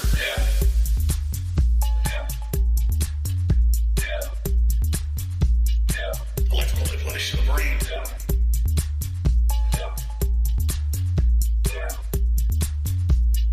The phone rings, I took the trigger. Electrical manipulation of the brain. Believing with the program cleanse the earth. Now here is the one and only Adam Curry. Yeah, Montclair, yeah. Yeah, Montclair, yeah. I buy a new car for the bitch. I tear down the mall with the bitch. She can't even talk to the bitch. She fucking with bosses and shit. I be Gucci down, you wearing Lacoste and shit. Fur came off a bear. Got him tennis chains on, they real blingy. Draco make you do the chicken head like Chingy. Walking Neiman Marcus, I spend a life fitty. 7,500 center on jacket, yeah. It's all like fucking bitches, Gucci's, yeah. You're as cold as ice. Yeah, for real, straight up out the 6. Come on, guys, give me a check. You're as cold as ice.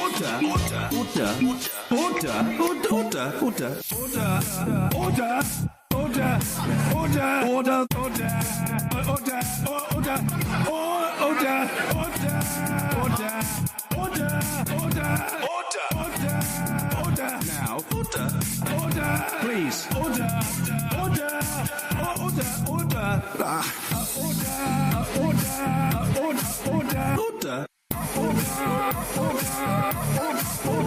I say order. I say only to the house, order. I say to you, and I say it in the kindest possible spirit, order. Order. I say to you, and I say it in the kindest possible spirit. Now, order. Please. The